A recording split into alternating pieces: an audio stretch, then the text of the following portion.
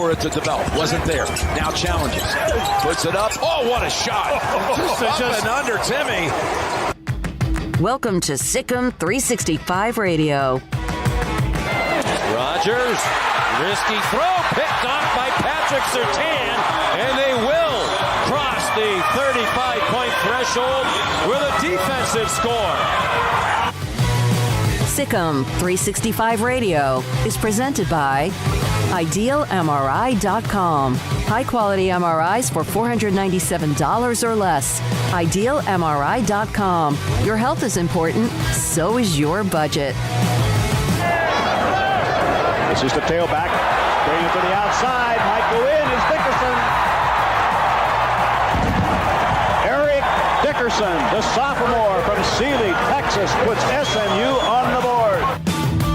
The 3 o'clock hour is sponsored by Waco Custom Marketplace. Meats, sweets, Texas treats, and a cut above the rest. 425 Lake Air Drive, Waco. Counter's made by Amari Cooper, who broke free. Inside the 20, stays in bounds, and is wrestled out at the Eagles' 8-yard line. Now, here's David Smoak, Paul Catalina, and Craig Smoak. All right, here we go. Wednesday afternoon. Catalina, Smoak and Smoak. Paul Catalina, Craig, and David Smoak. Armstrong Sims runs the mothership. The Baylor tennis team is number 1 ranked in the country after their winning the Big 12 title. First time since 2005. The Oracle ITA National Ranking becomes the 4th Baylor program to earn the number 1 ranking during this particular sports year, joining men's basketball, women's golf, and also acrobatics and tumbling, who won the national title along with men's basketball. So that's pretty cool. Good for Michael Woodson. And I think by the end of the week, you might see that interim based on what Mac Rhodes told us yesterday. And in fact, we were going to run that again today. A lot of great feedback from you. I think it may have clarified a lot for most of you, not all, not everyone, but a lot of you. And so Mac Rhodes from yesterday will run it again today at the time at 4:20. We'll have Eric Dickerson today at 3:30, the Hall of Famer.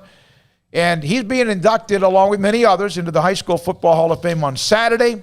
Former Sealy High School star from 1978, who I watched run all over my alma mater at DK Royal Memorial Stadium back then. I don't even know if it was DK Royal back then. I think it was just Memorial Stadium in Austin. Craig Smoak, Paul Catalina, David Smoak, and Freddie Gillespie, guys, signs a 2-year contract. How about that story that he goes to the G League, he gets bounced around, goes to that, the Dream or whoever it was, and what's the name of that team in Memphis? The Memphis Hustle? Yeah, the Memphis Hustle gets picked up by Toronto, has played well, signing a 2-year contract. What a great story. Yeah, it is a fantastic story. And really, if you look at the Freddie's progression, it's not really, while it is surprising that a guy can go from D3 to the NBA in the path that he's been on, when you look at how long he's really played basketball, if he really had all this kind of untapped athletic talent in him, he's just now at his first real stages of developing into the athlete he was always going to be. So being in the NBA, not really surprised when you think about all the other guys who, sometimes, they've been playing basketball since they were 6, 7, 8 years old. So they knew what they were doing before they got to college more than Freddie did. And Freddie only played, like a year of high school basketball before he went off to college. So really a really great story, and couldn't happen to a nicer, more fun dude who I think the people in Toronto are going to love. I think Freddie has that. Are they even playing in Toronto? No, not right now. They're playing in, I think they're playing in Tampa, right? Yeah, they're playing in Tampa, but the fans in Toronto are going to love him. The fans wherever he is are going to love him. I think he's got the potential to be one of those guys that the fans are going to like, even in spite of the fact that he's probably only going to score like 8 points a night on a good night. We'll also have John Machota today at 5. Eric Galco, NFL's draft analyst, at 5:30 as the draft starts tomorrow. I just love Freddie Gillespie's stories. And he's a hard-working dude. And speaking of which, I don't know if you guys saw this or not. This is video that Alvin Brooks III put up, Baylor assistant coach. He put this video up. This is Maceo Teague at Baylor. He had just completed a workout, and he's running the gassers. Nobody's watching. Now, I don't know if he sees Alvin Brooks or not, but this was Alvin Brooks saying this is what I mean, those are not easy to do. I think you got to do 10 in 60 seconds or 10 lines or whatever it might be. And that's just cool. Is that, Craig, that's kind of the epitome of that team. Not that other teams, not other players do that as well, but I just thought that was pretty cool because the season's over, and now he's preparing for, I think, somewhere to play professionally. Yeah, I mean, I think he's going to try to play in the NBA. I mean, that's the goal, right? So, yeah, I mean, he's just doing what he's doing, and I think it's a cool glimpse into, some of the extra work that goes in. I think he put this out not so much to, probably in some ways show off Maceo, but also just kind of a teaching tool to other people of, how hard you need to work and behind the scenes the work that you need to do when people aren't watching. I think that was kind of the main point of that, and what guys like Maceo and Davion Mitchell and really that entire team did throughout the year and throughout the offseason to get to where they got. So, yeah, that's a cool little glimpse into Maceo Teague working. And, I'm not sure what the future holds. He'll be playing pro basketball next year somewhere, though. But I'm sure he'll try to, get in that NBA camp somewhere if he's not drafted, which I know it doesn't appear as though he will be. I haven't looked at a mock draft lately, but I know it would be kind of on the edge as far as him being able to get drafted. So, yeah, I'm sure he'll do well wherever he lands. I think so, obviously. But, I haven't seen anything official with him. Yeah. I mean, they got time, so. I just assume he's gone. Yeah. I mean, I don't know why he would come back. I mean, I don't know he's going to raise any stock in a year. The team's not going to be as good as it was. It could still be good. It could still win a title, but it's not going to be the same, potential level that it was last year.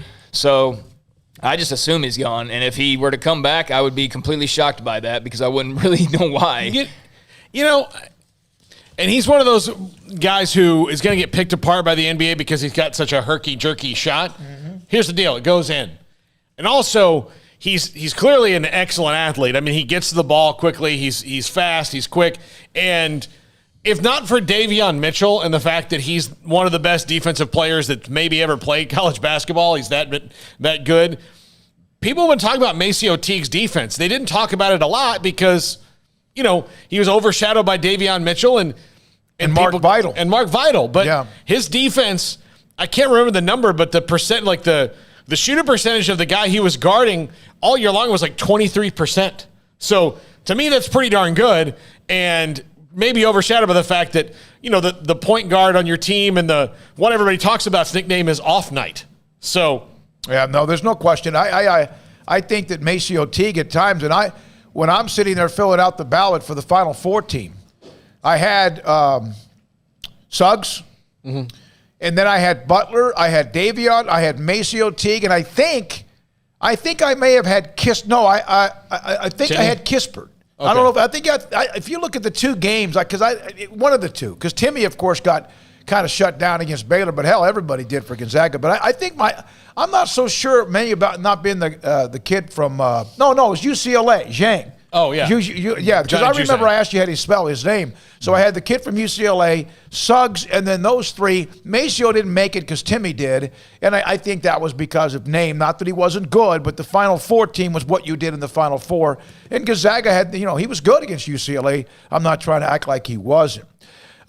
Spoke with today a member of the Dallas Mavericks media relations. They were on their way, getting ready to leave the hotel in Oakland or wherever they were staying, headed to Detroit. Did you see their score at halftime last night? I watched the first half last night. Did you see the score?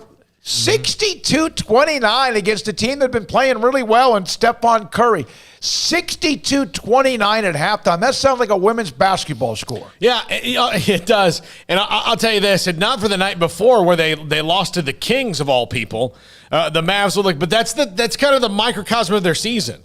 You can do that against the Warriors, but the night before you lost to the Kings. They've had some type losses the last 2 or 3 weeks, but they are now number 6 in the West. Remember, Mark Cuban was upset about the fact that, hey, we don't like this play-in game. I don't like the style. Right now, they wouldn't have to be in that because they're now ahead of Portland by a game and only a couple of games back of the Lakers, who've been in a free fall with the injuries to LeBron and Anthony Davis as well. Now, Eric Dickerson, Chuck Dicus. I think everybody knows who Eric Dickerson is. Old school people might remember Chuck Dicus. He played at Arkansas and was a hell of a player at Garland High School. He'll join us at 4, and then we'll rerun Mac Rhodes from yesterday at 4:20. I put a text out to the staff. And I said, hey, what about Mac again today, where he normally would be, and everybody agreed it would be a good idea, even if those who had a chance to watch it, listen to it, or see it online and or through Twitter as well. Craig, anything on your table today from anything since we said goodnight at 6? No, not really. I mean, you kind of brought up some of the things going on, but no, there's not any pressing story or anything like that I've, been locked in on, quite frankly. Just ready for the draft tomorrow night, basically, and seeing, kind of where the chips fall as far as, the top 10 picks or so, and really the whole first round. I mean, I'm looking forward to that. I'm tired of seeing the mock drafts, as I ranted on yesterday. Somebody's probably coming out with one today that's like their 10th one that they put out. Somebody will probably have one tomorrow morning. Like, how much has changed in the last 24 hours? You know what I mean? It's so silly. So I'm tired of reading about all the same prospects and the same quarterback questions and the same fake trade scenarios, and just let's see the picks. Yeah. Let's see the picks. If you're a draft writer, if you're Dane Brugler, if you're Matt Miller, if you're one of these guys, here's when you should do mock drafts. You should do one when the draft order is out and you know who's all going to be in the draft. Who's declared early and who's going to be in it. You should do one after any major trades to update it. Then you should do one the week of the draft, and that's about it. So you're talking 6 maybe. Todd McShay and Mel Kiper with ESPN both get paid to come out with one almost every week. Yeah. For like weeks upon weeks upon weeks, and I don't know how many of them change. They do, like, the thing That's is part of their job. Yeah, but part of it, like, if you're Mel Kiper and Todd McShay and they tell you to do a mock draft, unless there's a trade or something happens where you find, we watch a workout and this guy's fat and slow, nothing, what's going to change? If you think Trevor Lawrence, Zach Wilson, and Mac Jones are going to be the top 3, nothing's going to change, a week and a half later. You're just going to plug in, like, instead of this guy at 12, I'll put this guy in. That way it's a different article. Yeah, I ranted on it yesterday. I think it's all kind of silly at this point to be even shaking it up. I understand there's moving pieces, but, I mean, it's been pretty locked in, kind of the way this thing's going to go for a while now. Yeah, there's going to be some shuffling and some surprises and some trades. And, some of those mock drafts out there, they predict the trades and they try to, get as deep as possible. It's entertaining, but, the entertainment only goes to a certain point, which is what I was saying. It's like, that's fine in March. It's fine, as soon as college football season wraps up, if you do like, here's the guys that really elevated themselves. I get that once the college football season wraps up. The pre-college football season mock, I think, is stupid.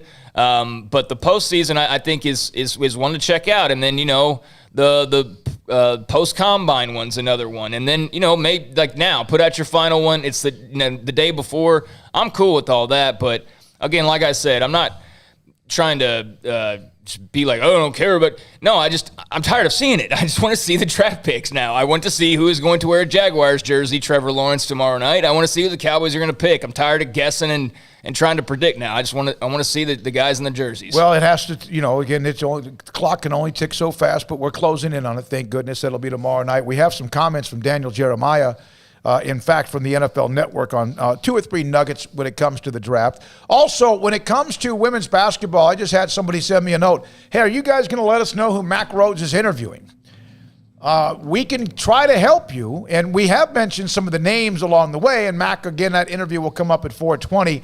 It does appear without question that Satia Messer and Bill Brock will get that opportunity to interview for the job. And there's been things up in the premium section now at SicEm365.com. I'll say this. When it comes to coaching searches, what Brian and Ashley can find, and Colt as well, when it comes to that, they're really good at it. They're tied into who they need to be. Now, at the same time, that doesn't mean that 3 months or as soon as Jim Grove was out or even before the year ended in 2016 that Matt Rule is a part of any insider list, because that one came out of kind of almost nowhere, and that's kind of what Mac has done on a few other occasions. But Paul Catalina, we've got to talk about this. Paul Catalina on Monday night at 5:55 in what really was just a flippant thing. He put up his 5 candidates for the next women's basketball coach at Baylor. He did not study. He did not do anything. He just picked 5 names out of the blue, and 20,000 plus of you have watched it. Yeah, I know. Look, I did. Look, I didn't want to seem like an idiot when people watched it, so I did research on it. It wasn't out of the blue, but I mean, I'm not going to sit here and tell you I'm some sort of women's basketball expert. If, in fact, any of those 5 get the job, you will now, and I've talked to Kyle Robarts about this, cover every single women's home game for the rest of the time that you work for us. I'll tell you right now, if it's Molly Miller, if I hit on Molly, well, that's a wrong way to say it. What did you just say? If I get Molly Miller right, if you hit on Molly Miller, you're going to get in trouble. Yeah, from all angles in my life. Yeah, it'd be bad altogether. But I'll say this: but if that Molly Miller's the pick, and she won D2 national title, she kind of has that. Oh yeah, that Scott Drew, Matt Rule thing of where. It's a little bit out of nowhere, but at a place like Baylor, that works. That works. Craig, you were going to say something. Yeah, the timing's kind of off now, but sorry, Drake, she's married. I know that he's had an infatuation. It seems like he's really pushing the Molly Miller, angle. But yeah, she's impressive. She's also done it at very small levels, and so you have to have the question of, okay, great, you did it at like D3 and D2 or minor level D1. Drury is not Baylor. Grand Canyon's not Baylor. But, La Tech is not Baylor either, and that's where they went and scooped Kim from. So, she's intriguing. She's young.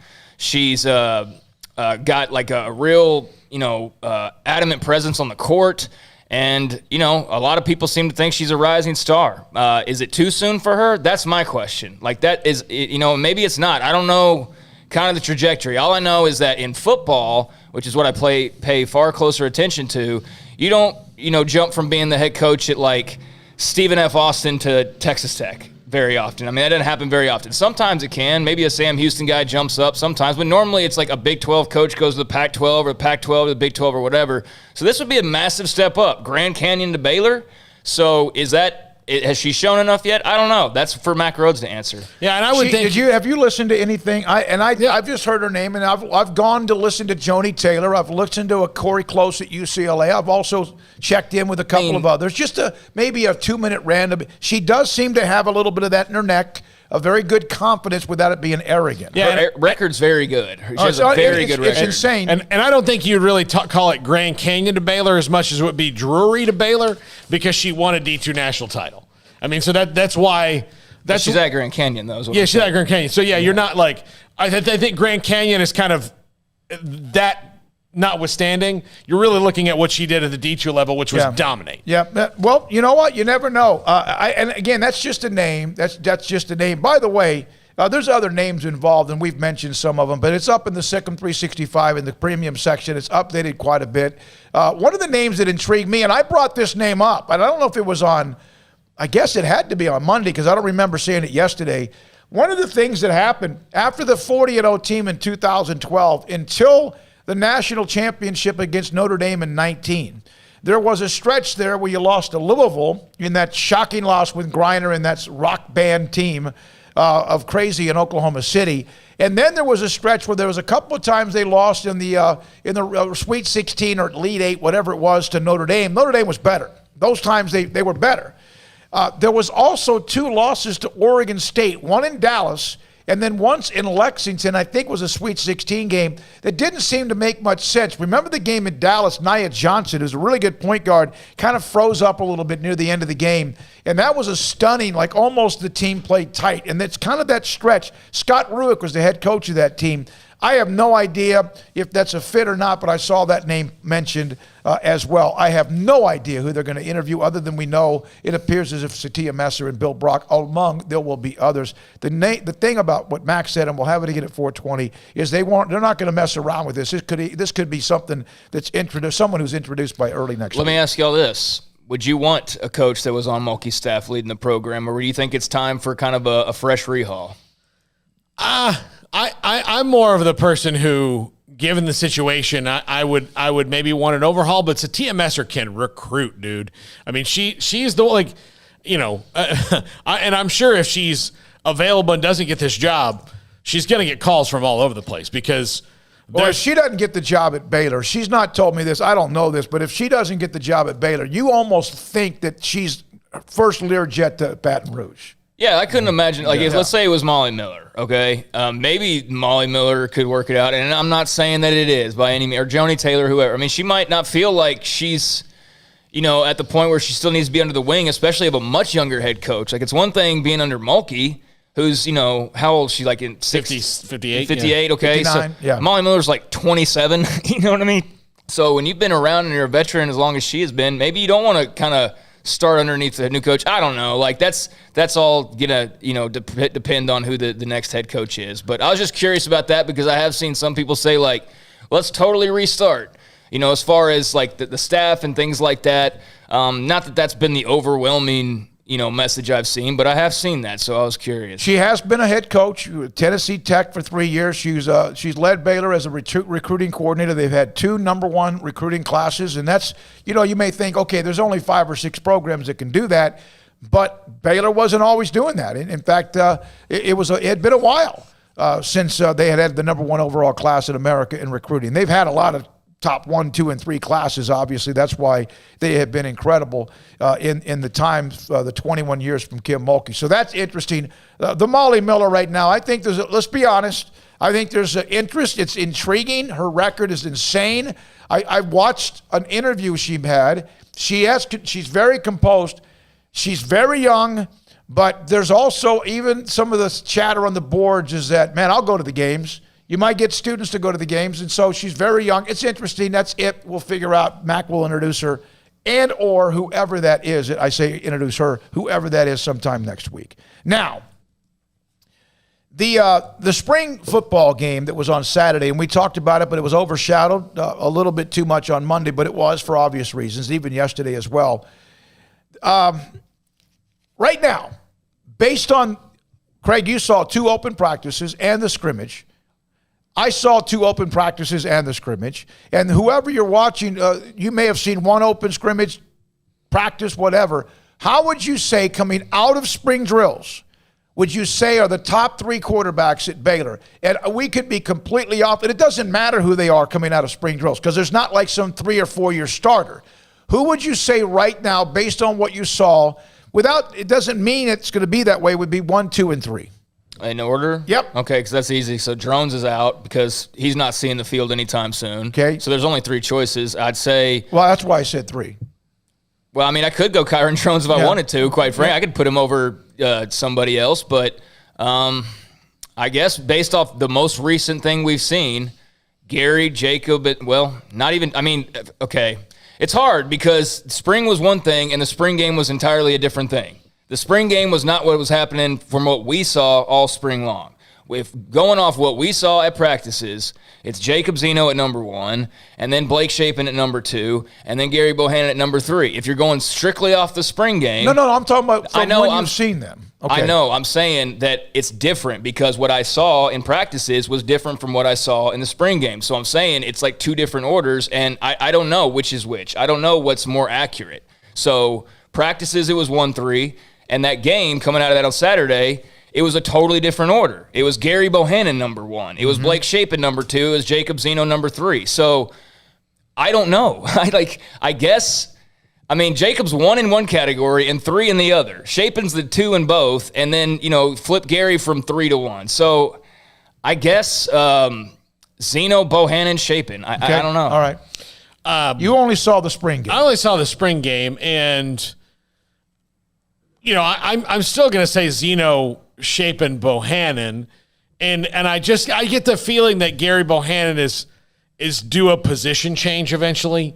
I mean, as good as he looked the other day, I think his passing is just a little too inconsistent. So he's either, and look, somebody in these 4 is going to transfer eventually. I mean, they're all far too close together in eligibility in modern college football for one of them not to. That's just how it works.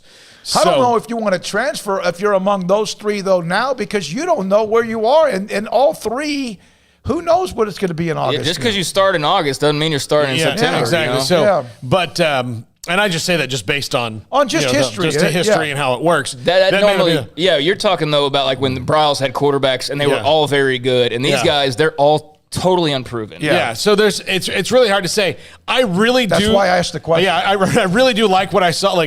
But if you ask me what I thought I liked the most overall, and not just in flashes, I thought Blake Shapen was the most consistent.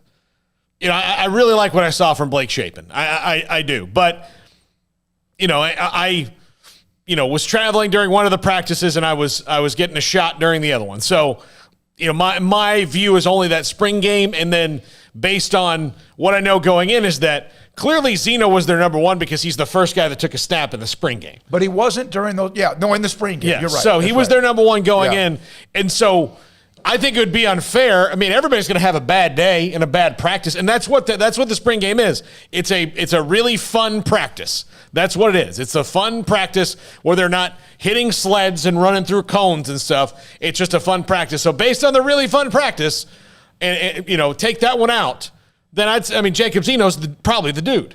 Okay. I think he is still probably has a slight edge in the clubhouse. He did not play well Saturday. He had 2 picks. He threw into double coverage on the second one. The third, he had almost a third one. But I like the way the scrimmage ended with that touchdown to R.J. Snead at the end of the game, and that was almost in a Hail Mary type situation with zeros on the clock, and they had one more untimed play. I liked what I saw from Gary Bohannon, and boy, isn't it time? Because he's been around longer than anybody else. I get the feeling, though, that this Blake Shapen is someone that actually has kind of now created this 3-way competition. And it is almost like you wish if you were Jeff Grimes, you could take all 3 of them and throw them in the washer and dryer and come out one guy. Yeah, and I wasn't trying to make the answer complicated, but if you were out there as much as I was, then you're kind of confused by who's actually the best. Good because, like I said, it's one day it was this guy, the other day it's this guy, for an entire week it's this guy, and then the guy I would have the least confidence in putting at number one was the best quarterback on Saturday. So with Bohannon. Yeah. So it's like, I don't know what to make of it. I think it's a gridlock right now. I think if you had to go roll a starter out there, it'd probably be Bohannon, I think, because he's a veteran. You can run the football with him a little. That was one thing he was doing. You can run the football with him. The passing game is suspect. But he threw a pass, didn't he? Yeah, he can throw. He can throw. He's just, we haven't seen him ever get into like a rhythm and run a series and go down the field. Like we've seen him in hey, it's 3rd and 3 at the 15-yard line. Here comes Gary Bohannon. Wonder what he's going to do. Yeah, you're going to run the ball off right tackle or left tackle and get clogged up. Yeah, get stuff, he's out. So, I think if they took snaps tomorrow, I'd say Bohannon probably starts. On the text line, we're about to hear from Eric Dickerson. We'd love to get your feedback on this as well, and we'll also open the phone lines up a little bit later on at 254-339-1122. Who would you say, if you watched the spring game, if you were at any of the open practices, how would you say the quarterback position coming out of springs, 1, 2, 3, 4, if you want to go 4 with Kyron Drones, that's fine too. He might be 3 for you. I don't know. Coming up, Hall of Fame running back Eric Dickerson on SicEm365 Radio. Richard Carr, Buick GMC Cadillac. They've got great savings going on right now at the dealership. The 22-year anniversary sales event. You can save on all new or pre-owned cars and trucks on the lot. That includes 3 big rows of first-class seating, power, technology, safety, and a superior ride. That's what makes the Enclave second to none during the Richard Carr anniversary sales event. You save $8,500 on a Buick Enclave. They've also got the GMC Sierra trucks with power and luxury combined. You can save $8,000 on a 2021 GMC Sierra. You can save $7,000 off 2021 GMC Acadias. You can save $6,750 off GMC Terrains. And Richard Carr Motors is your local family dealer. Proud Baylor Bears that want to earn your business with great prices, free oil changes with a new purchase, and priority warranty service on all vehicles purchased. So come by their clean and disinfected showroom and take a test drive, or they can bring the test drive to you. It's the big 22-year anniversary sales event going on now at Richard Carr. Richard Carr Motors says, Sic'em Bears, congratulations to the national champion Baylor men's basketball team. At Baylor University, students can shine in their own way.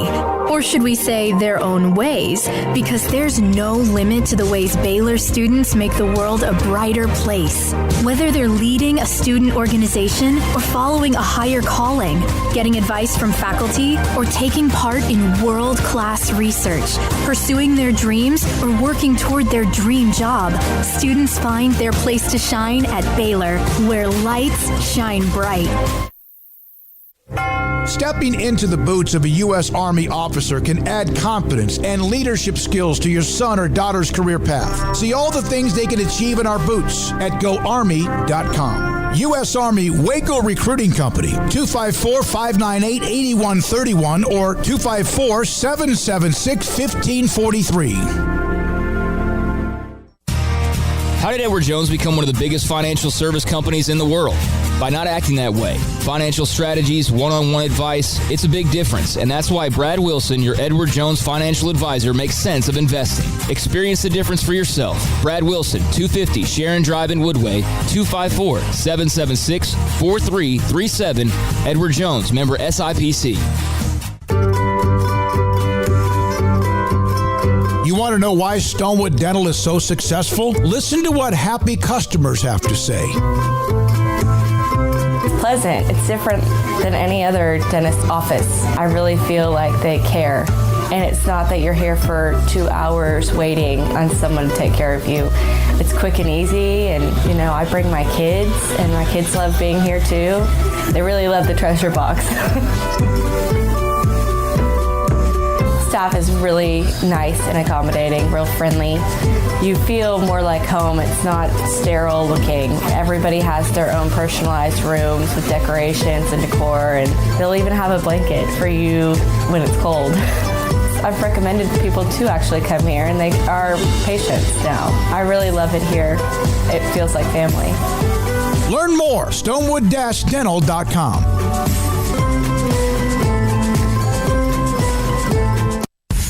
Texas Farm Bureau Insurance has protected fellow Texans with auto, home, health, and life insurance since 1952. With more than 260,000 square miles of land and 27 million people, that's a lot to cover. Whether you're wrangling cattle or wrangling kids, we're proud to protect Texans in all Texan ways of life. Stop by and see our agents at one of our 3 McLennan County locations. Coverage and discounts are subject to qualifications and policy terms and may vary by situation. It's time to fire up the grill, heat up the oven, or get that deep fryer going to enjoy the top quality products at Waco Custom Marketplace. Order 30-pound sacks of live crawfish by 6 on Wednesday. Pick up on Friday afternoon after 2 or Saturday. Enjoy the weekend. 30-pound sacks of live crawfish available right now for $4.25 a pound. Find all the crawfish boil ingredients you need, including red beef potatoes, sausage, corn cobbettes, and Louisiana boil seasoning. Make your order for live crawfish by Wednesday at 6. Pick up on Friday after 2 or all day Saturday, and enjoy the weekend. Waco Custom Marketplace, your home for fresh baked kolache, cinnamon rolls every day. Butcher shop to cut your steaks the way you want. Fresh seafood, summer sausage, boudin, house cured and smoked bacon, spices, seasoning, soup mixes, and more, and weekly gift boxes for any occasion. Waco Custom Marketplace, 425 Lake Air Drive in Waco, or WacoCustomMarketplace.com. Welcome back to SicEm365 Radio. The SicEm365 Radio Live Guest VIP Hotline is sponsored by Stonewood Dental. We are all in this together. All right. Well, Catalina, ever since he went on that trip, come back, attitude. Phone numbers aren't working as well as they used to. Hey, a lot of you think... I'm still telling you, he goes away for a week and Mulkey's gone to LSU. Yeah, there's no question. He underwrit that. Something going on. We're hoping to get Eric Dickerson. I spoke with him earlier and also last night. Hope to have him on. And he's going to be inducted along with many others. There are many others. Dan Hooks, the former West Orange Star great. Obviously, Joe Martin. We've had Chuck Dykes at 4, Eric Dickerson, David Warren, Danny Amendola. There's a lot of them that will be inducted, players and coaches and contributors inducted to the High School Football Hall of Fame coming up on Saturday, May the 1st. That's this weekend, so we'll try to get Eric hooked up if we possibly can. He is notoriously hard to track down or kind of a tough nut to crack. So even when you said we have Eric Dickerson, I entrusted it, but I was like, I would not be surprised if it takes a little while. I remember the last time we had him on, it took about 4 phone calls to get him. Yeah. But and it took 4 people to tackle him, too. Yeah, it did. I'll tell you this. I was a little discouraged when J.J. Joe, a guy I've known for 15 years, wasn't picking up the phone yesterday. That leads into your hypothesis. But we got him eventually. But Though I'll tell you this, had David Warren not answered my call, I might have had to go into like therapy. Like not the kind of therapy where you go for an hour every couple weeks, but the kind of therapy where you guys have to come and visit me and like bring me a box of fruit snacks because I've just been eating oatmeal for a while. That would have broken my heart. Old Florida State ties, huh? Yeah. Yeah, that's exactly right. And won a national championship with him on the roster as well. The Eric Dickerson, what I remember about him in high school was Sealy won the state championship in 1978. My brother, Philip, my youngest brother, was brought up from the JV to be a part of the varsity as they do in the postseason. They're in the semifinals in Austin, and Dickerson, Sealy just beat the hell out of him. I mean, and it wasn't even him just handling the ball off to him. It was the little swing passes, which is ridiculous. And man, he's so good. He was great at SMU, and he was, of course, great initially with the Colts and then his Hall of Fame career with the Los Angeles Rams as well. There was a couple of playoff games. There was one playoff game, I don't know what year it was. He destroyed the Cowboys, like 80-81 or something like that. It wouldn't have been then. It would have been after that because 80 they lost to Philadelphia in the championship. 81 they lost to Washington in the championship. In 82 they lost to the was it the 49ers in the no, it was backwards. Eagles, 49ers, I think, Washington, and then at some time early 80s he destroyed the Cowboys in a playoff game and ran for whatever he wanted during that time. So we'll try to get Eric Dickerson. So if you want 254-339-1122 on the on the quarterbacks, how would you put them up at 1, 2, and 3? Here's from the 409. This is James Blanchard territory. Based purely on the spring game, I would have to agree that Gary is the most likely starter. You'll have a point when it comes to him passing consistently in a series or really get into a rhythm, but I wonder how much of that had to do with the scheme. I don't want to count him out yet since I believe he hasn't even seen anything. At the end of the day, all I want is my quarterback is someone who will execute at the highest level, put the offense in position to compete, and they can't account for everything, but a quarterback is doing his job. That's good enough for me. One of the things about Jacob and also Shapen is they have been reckless at times with the football. And Craig, you mentioned that as well with Blake Shapen. Yep. And Jacob just may have had a bad day. And again, going against the defense that create turnovers at very different levels. I like what I saw out of Shapen the times I saw him. You got to love the arm. He's Charlie Brewer in some ways. Just if you were to look at him from afar, I think there was probably a lot of people that showed up on Saturday and just like, wait a second, kind of did a double take. Is that Charlie Brewer? So, yeah, just physically it looks like him a little bit, but his arm is much stronger. He can make a lot of different throws, and I think he's got a tremendous amount of upside, and he's got, the moxie or whatever. But I think all the quarterbacks kind of have their own moxie or confidence, quite frankly. But the only question with Shapen really for me is, just how much does he still have to learn? How much has he absorbed already? And, where would he be at that point of having to potentially be the starter? But biggest question outside of that really is just, can he protect the football? Because his arm is so good and so strong that, and he can make so many different throws at so many different angles, as we saw little glimpses of on Saturday, that sometimes you wonder if that makes him feel like he can make any throw at any time, no matter the coverage or whatever, and that can get you into trouble, right? So protecting the football is the number one thing. You can be the most talented guy, but if you're throwing 3 picks a game, it doesn't matter. You're not going to be the starter. That's not who Shapen is. I'm not saying that. It's just that would be my biggest concern right now is can he limit the turnovers? And if he can, then he's a great candidate, even though he's amongst the younger quarterbacks, Drones being the youngest, Shapen the next youngest. If he could, prove that he can protect the football and make the right decisions, and I think Shapen's right in the mix, no doubt. I had a couple of former players that I sent text messages to about what they saw when they were at either practices or at the spring game. They said what Blake Shapen looks like to them is Charlie Brewer with a stronger arm. And yeah.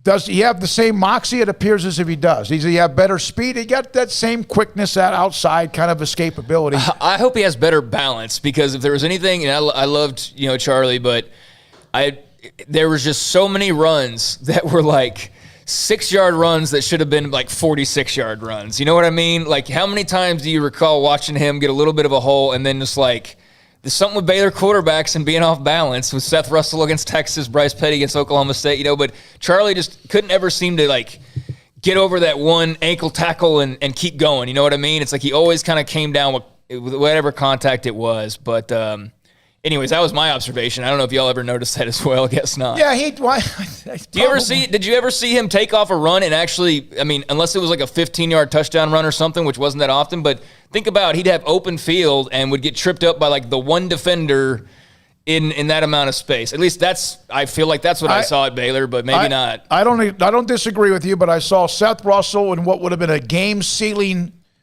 run up the middle against Texas in that disastrous game in 2016 when he tripped the guy, he hurdled the guy, and if he scores there, the game is dead. And then, of course, the infamous Bryce Petty against Oklahoma State on the road when he just fell down. Yeah, like I said, I brought this up, but what I'm saying is Seth Russell, that was one play you can point out, but you look at it like a bunch of his other runs, and he's like taking it down the sideline, he's up the middle, and he's taking off to the races. Charlie would get like a little bit of room, and then he would just like not be able to maintain his feet. Some of it might have been because he was scrambling for his life. Right. I'm just saying that was an issue for him at times, but and just saying that because of Shapen's running ability, that maybe Shapen could be a better runner is really all I was trying to get at. Just fair warning, Glenn is on the line here, and he did call in with a technical issue that I've been working with him via text.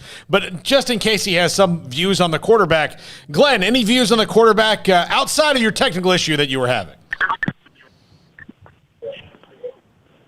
Glenn, are you there? You're on. I think it's. Okay, go. Sorry. I think it's going to be wide open until the first game. Yeah. Thanks, Glenn. You might be right. Thanks for the call. Appreciate that. And we're working on your technical issue as well. It appears to be that way now. If anyone thinks they came out of that, and that's why I don't know. I don't think Kyron Drones is going to get much. I just put up on Twitter all four names, 1, 2, 3, and not. You can't do 1, 2, 3, and 4. Who would you say is the leader in the clubhouse? Zeno, Bohannon, and Shapen are going to get We'll get I would think 100% of the votes. And I put in Kyron because you never know. Like Craig said, maybe I have him at 3, or maybe. So that's up 24 hours later, and we'll also get some reactions from you along the way. I would say that Shapen impressed me more than I thought he would.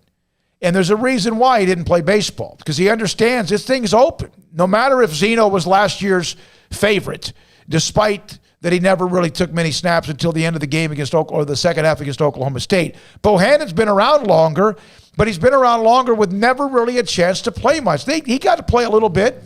At times, not just as a hammer in a what do you call wildcat. He played a little bit, but still not a lot. Remember what I said last, I guess after Brewer decided to leave, how many throws has Bohannon and Zeno had together?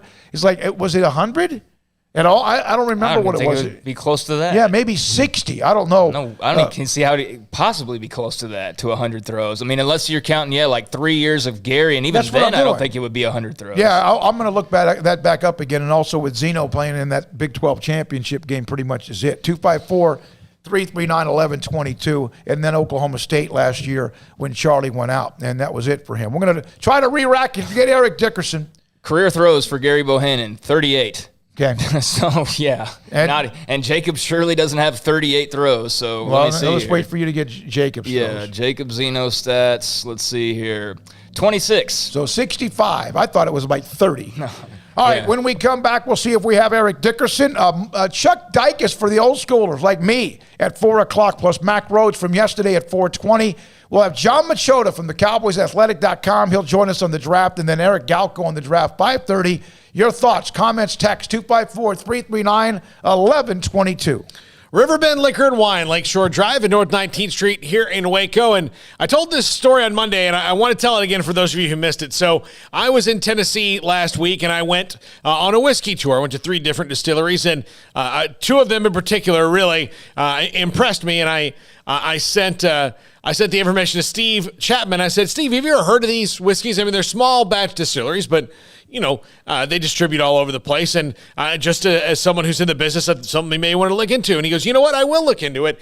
That's the kind of customer service that you get there. If you're trying to find something or don't know anything, they're going to tell you where you can find it. If you can get it in Texas, if you can't get it in Texas or whatever. So you might have moved in from out of state. You might have wondered about something. Look, believe me, they know where it is or what the deal is and why you can't get it or whatever it is. Or if it's something they're interested in, believe me, they might try and get it at the store. That's what Steve Chapman and his staff do. It's all about customer service. It's all about being prompt and knowing exactly what they have in the store, exactly when it's coming in. If you walk in and they're out of something, they'll be like, no, it'll be here Tuesday, probably about 9:30. Like they know when the trucks are coming. They know when all that is. It's usually never like, oh man, I don't know when we're going to get that. That's the kind of customer service they have there, and great variety, whether it's spirits, whether it's wine, or the craft beer selection, which is second to none in Waco. Just walk into that big fridge and see it there. Riverman Liquor and Wine. Find out more on Facebook and Instagram. Lakeshore Drive at North 19th Street.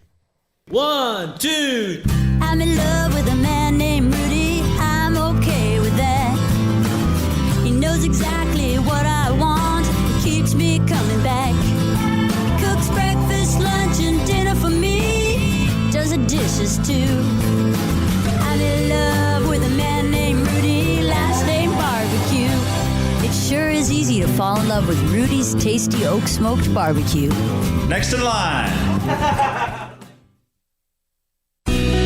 Let Camille Johnson Realtors guide you seamlessly through the process of buying your dream home or selling your current one. Commercial, farm and ranch, or residential, Camille Johnson Realtors can smoothly and successfully lead you through any transaction. With a team of 28 experienced agents who are excited about serving you, Camille Johnson Realtors services the entire greater Waco area. If you're in the market to buy or sell, contact Camille Johnson Realtors, 104 Midway Center in Woodway, or find them online at www.camillejohnson.com. Camille Johnson Realtors, elegant, charming, warm. Welcome home.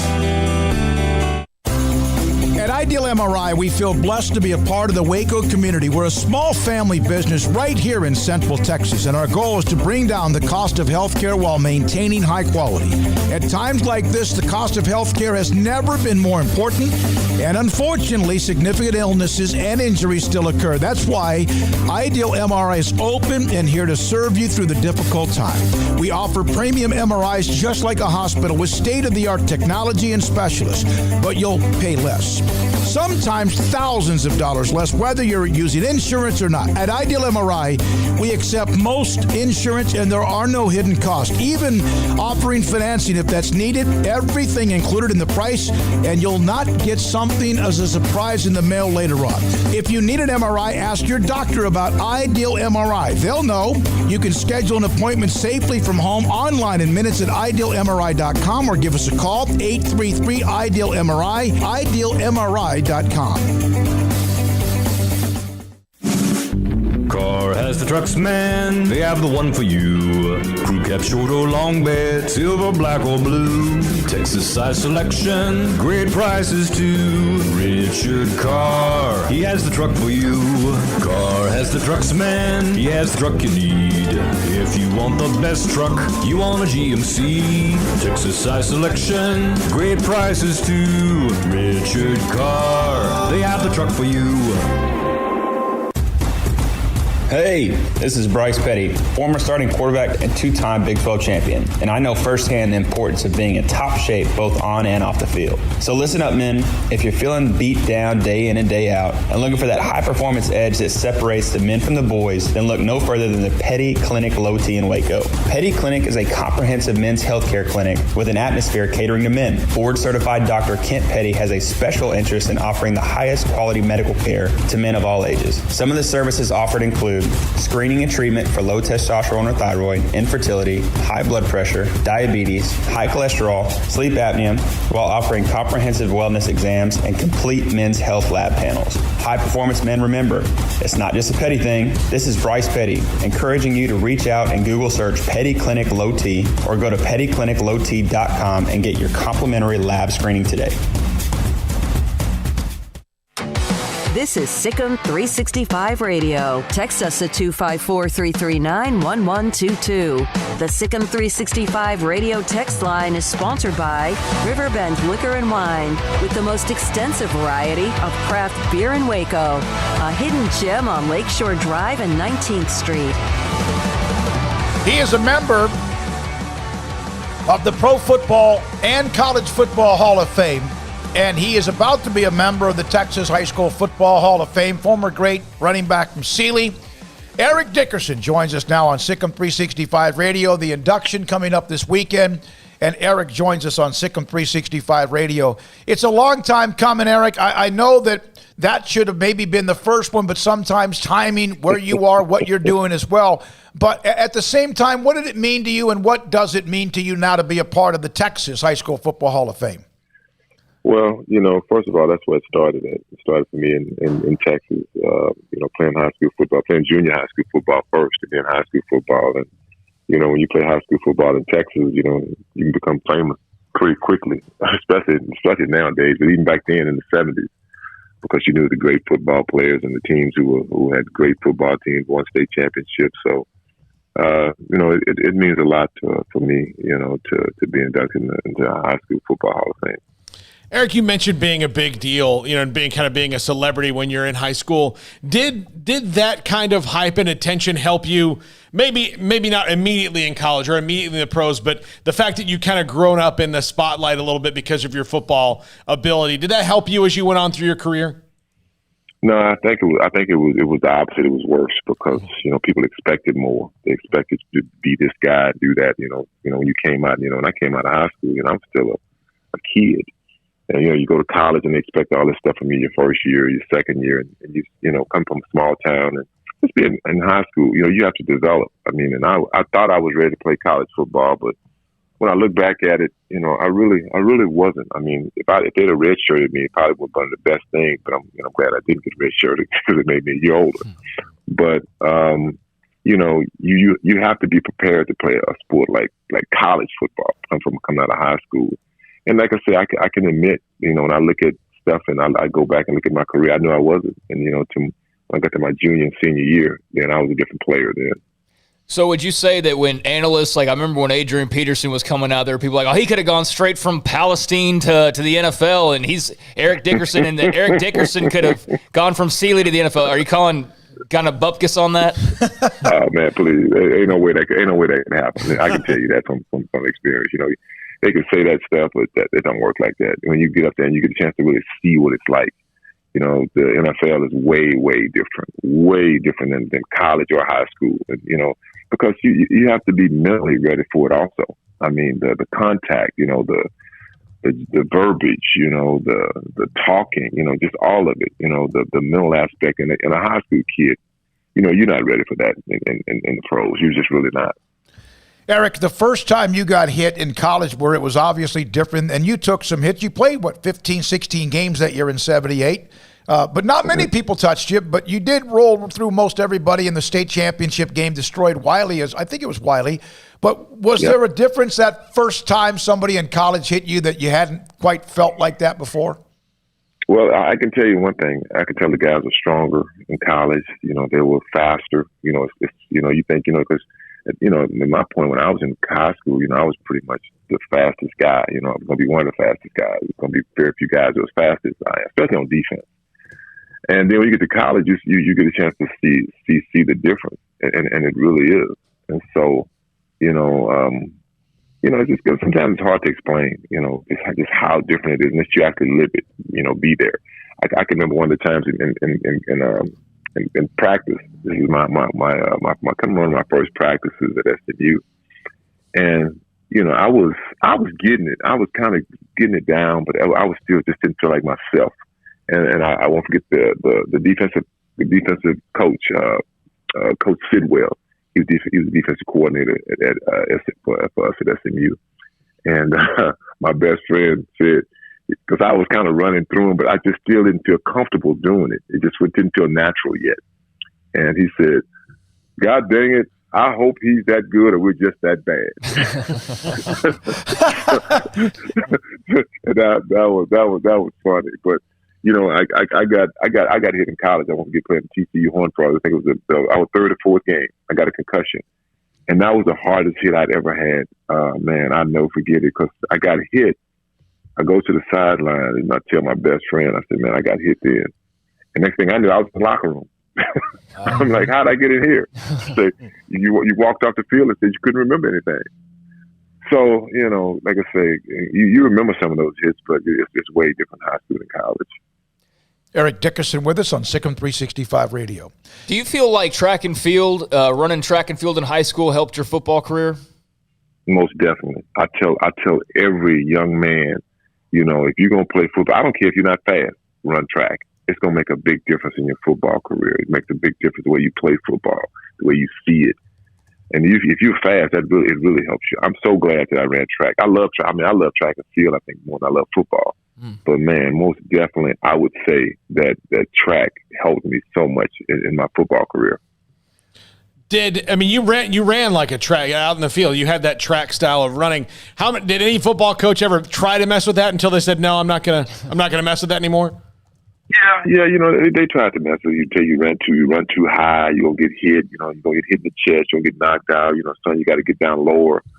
I just couldn't do it. I mean, and the thing is that, I didn't run really high running through the line of scrimmage. I ran high when I got in the open field.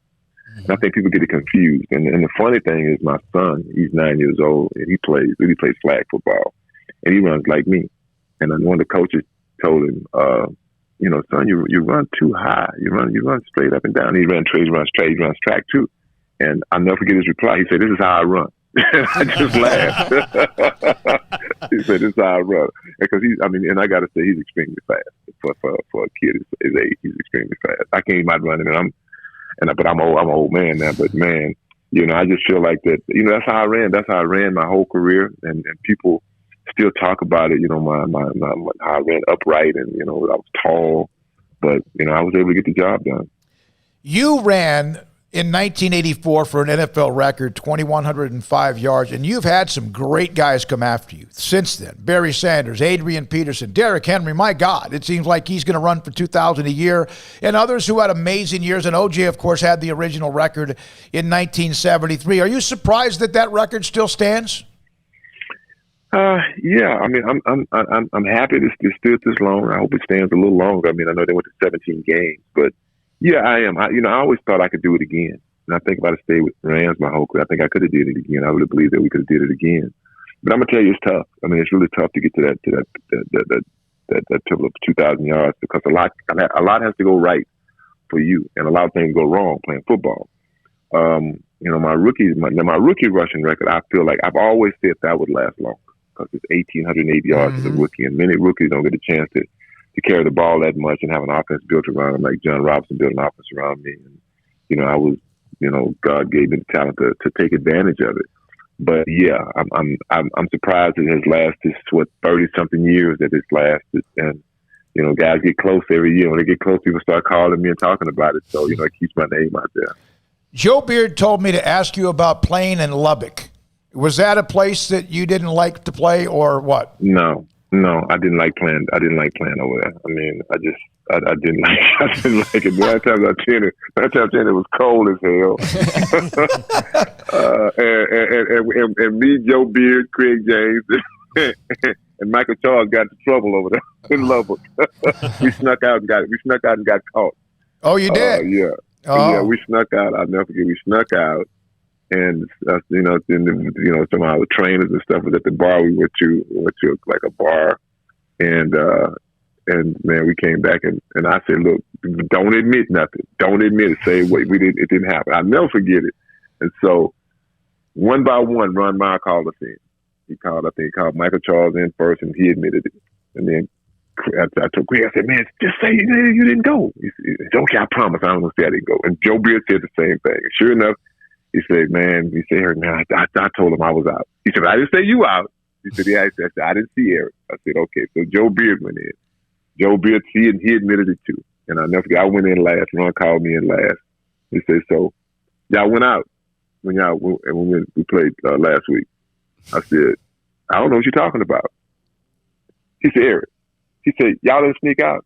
I said, "I don't know what you're talking about. I didn't sneak out." He said, you can look me in the eyes and tell me you did not speak out. I said, I can look you right in the eyes and tell you I did not speak out. So he said, you know what? He said, well, you know what? I'm going to punish you anyway. He made us all run. I'll run. I told him, I think it's unfair. I didn't do anything. You didn't say, like, Coach, I've got one of those faces. People, they think they see me. It's not me. Well, you weren't the first, and you definitely weren't the last to go to Lubbock and find some trouble. I'll tell you that much. Yeah. Eric, you last time we had you on, we talked a lot about SMU. We talked a lot about your recruiting and all of that. What would you suggest? Now you have a transfer portal. Well, everything is like free agency, like it was in the NFL eventually. What do you think about that in college football now? Well, really, I feel that it's good. I mean, I think it's good because, you know, a lot of kids, let's say you're from a small town or a small school in college, you know, and they don't get a chance to see you. I mean, back in our days, I mean, they didn't know every college player. You know, you couldn't keep up with everybody. I mean, you just didn't know because they draft a guy in, say, the fourth round and like, damn, you know, this guy can really play. You know, we kind of heard of him. He can really play. But you get a chance to see him and know him a little bit, you know, know a little bit about him. I think it's good for college players and high school players also. You know, I feel bad for a lot of the young kids, like had a senior year coming up. You know, they were juniors last year, going to be a senior, you know, in 2020 when the COVID hit, because, you know, a lot of those kids were right on the cusp, you know, of being possibly great high school players and getting scholarships from major universities. But it didn't happen just because they didn't get a chance to get seen, especially in Southern California. And in Texas, I think they played high school football, but here in Southern Cal, they didn't play any football, and they're still trying to play it right now. So I just feel like that portal, it really helps the kids a lot. Eric, the state of Texas and running backs, I mean, you, Earl, Kenneth Hall, Adrian Peterson, Thurman Thomas, the list goes on and on of great running backs. Billy Sims, I mean, could continue on. Earl Campbell, obviously. Why do you think, is that maybe the focus that the state of Texas has on football? Why do you think so many great backs, running backs specifically, have come out of this state? You know, I just feel like that playing that position, it's like the position to play. You know, I want to be a running back, and I want to be a running back because OJ was a running back. OJ Simpson was my favorite player. And I think that's what guys focus on. They see the backs come out of the state of Texas. Like California's kind of known for quarterbacks over here in Southern Cal. Sometimes offensive line, but we have offensive line and defensive line in Texas. And it's always an argument with me and the guys over here who has, you know, better football. I said, it's not even close. I said, you know, Texas will blow y'all away. But running backs are just that's been our forte. I mean, that's been the thing coming out of the state of Texas. And I can't answer that question. I don't know why it just seems to work out like that. Eric, if you were here on Saturday and they introduced your name and you've been inducted, as I mentioned, to College and Pro Football Hall of Fame, will it be different if you were able to get up in front of the audience? And it's going to be obviously a different type audience with still some social distancing and stuff at the Texas Sports Hall of Fame. But will it be different for you if you were there? Well, Mike, I'd say for sure, because for me, I mean, this is where it started at, you know, and I mean, it's an honor to be put in. I mean, like my best friend, I talked to him last night, and he said, man, what they wait 42 years? I said, what are they waiting on? He said, you should have been as soon as you came out of high school. And that was funny. But most definitely, I mean, it would be because, you know, you look back and you think about, you know, a lot of players I played with have passed away, you know, even in high school, and you know, the great team that we had at CD High School, and just going through that whole experience of playing high school football. I mean, high school football is big in Texas. I mean, to me, no other state can compare. You can say Florida, California, but Ohio, I don't care what you say. It's nothing like Texas high school football. Friday night lights. You know, I remember playing on the Friday nights. I couldn't wait, you know, to play varsity football, so I could play on Fridays. And being at the games, you know, as a young guy, I played on JV from I think my freshman year, and then moved up to varsity. But it was that big for myself, and I think that for me, that's why it started. I'll never forget it. I'll never forget, you know, our state championship. And I'm proud that I played for the Sealy Tigers. You know, I'm happy that we won a state championship, the first state championship, you know, for my hometown of Sealy. Yeah, and they had that great run in the 90s where they won an unbelievable 4 in a row. Do you remember whether you were ever challenged that year? You won it all? Because I know when I saw you play against Universal City Randolph in the semifinals, Wiley, West, whoever you played, it was always pretty much a blowout. Did you guys get pushed? Yeah, we got pushed. I can't think of the second. I think it was Hampshire Fournette. I think it was Hampshire Fournette. I think we played them. I think the game was pretty close, like 20-13. And I'd hurt my ankle in the first game. And I didn't think I'd be able to play in that second game. And that was a game against Hampshire Fournette. And I think we beat them. I think I had a good game, but I wasn't myself yet. But I think that was the closest game we had. I mean, and it was that football. If I'm recalling right, that was the closest game that we played that year in the playoffs. We had some pretty close games. During the regular season. We played Brookshire Royal. I think we only beat them 20-0. We wanted to kill them, but we didn't. Sometimes you want to beat them so bad you don't play well. And our rival for sure, the Belleville Brahmas. Yeah, we still hate Bell. We still hate them to this day. We beat them pretty good. I think it was like 36-14 or something. It's funny how I remember some of these scores. I'm closer on the scores, but we kind of ran through everyone. We really did. And I always guys would tease me when I got to SMU. Man, y'all play them schools there. Y'all play nobody. Y'all play 2A football. I said, hey, you play who's on your schedule. I said, we'd have played y'all. I teased my friend Harvey Armstrong. He went to Cass. Yeah. I said, we'd have beat y'all too. So he says, he talks about all the players on his team. I said, I got one question to ask you. Did y'all win a state championship? He came out. He said, no. I said, all right then. Just be quiet. Yeah, just be quiet. Hey, man, thank you. Eric, thank you very much. Congratulations. Appreciate you. Enjoy the draft coming up with the Rams as well and all that you have coming up. Thanks for your time today. Okay. All right, thanks. Okay. Hall of Famer, he'll be now in the Texas High School Football Hall of Fame. He's already in the college and pro. And one of the reasons it's taken so long is that there was always a chance that it was about timing with him being able to be at the ceremony. I do not think he will be there Saturday because of commitments with the Los Angeles Rams, but we'll see.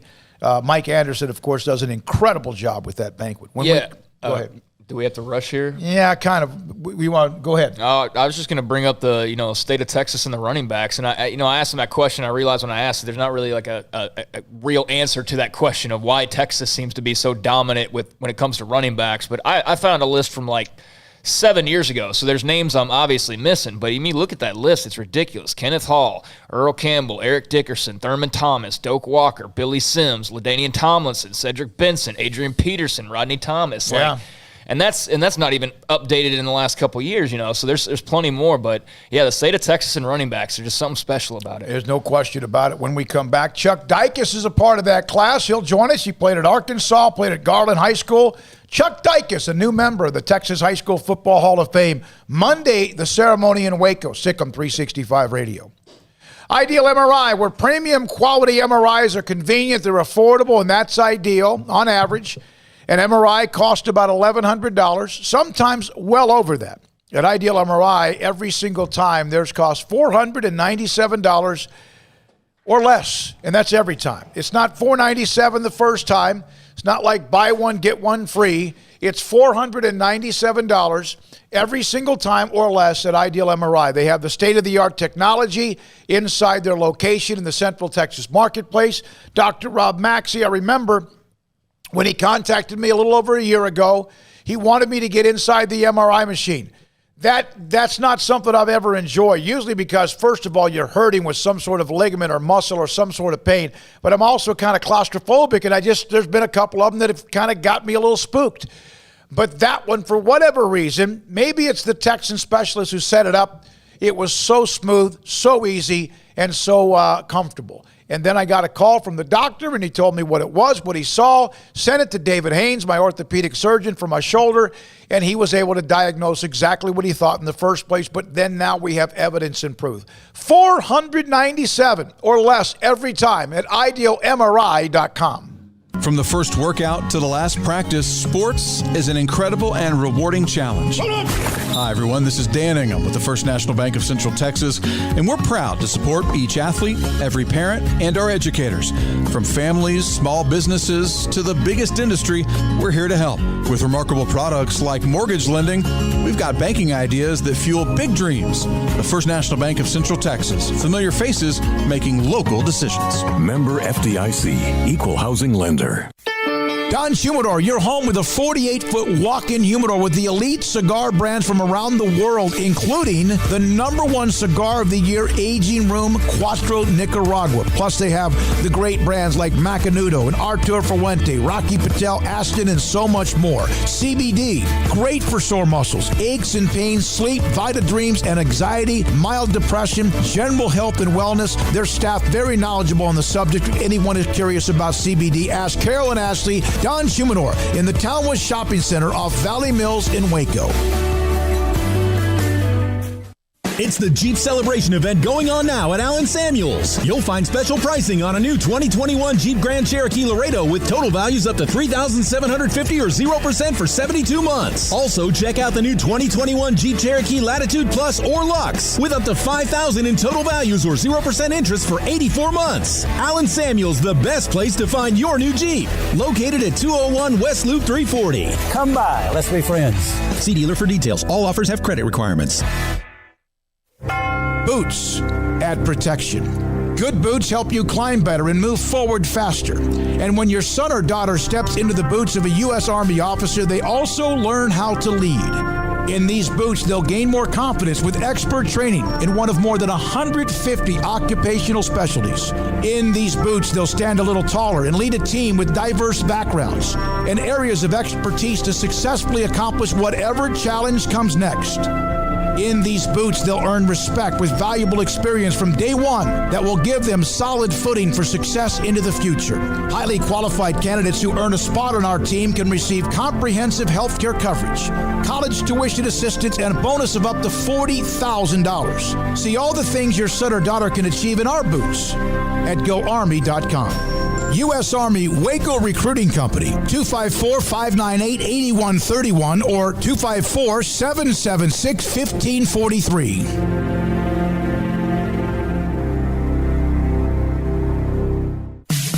In the market for a quality metal building? Since 1943, Pioneer Steel and Pipe has helped Central Texas residential and commercial customers with metal building design, panel options, building components, and trim options. Pioneer Steel and Pipe's residential line is energy efficient, offers low maintenance, reduces insurance payments, is impact resistant, and carries up to a 45-year limited warranty. In addition, they can also help you find a metal building contractor for your project. Pioneer Steel and Pipe with locations in Waco and Bryan and at pioneersboys.com.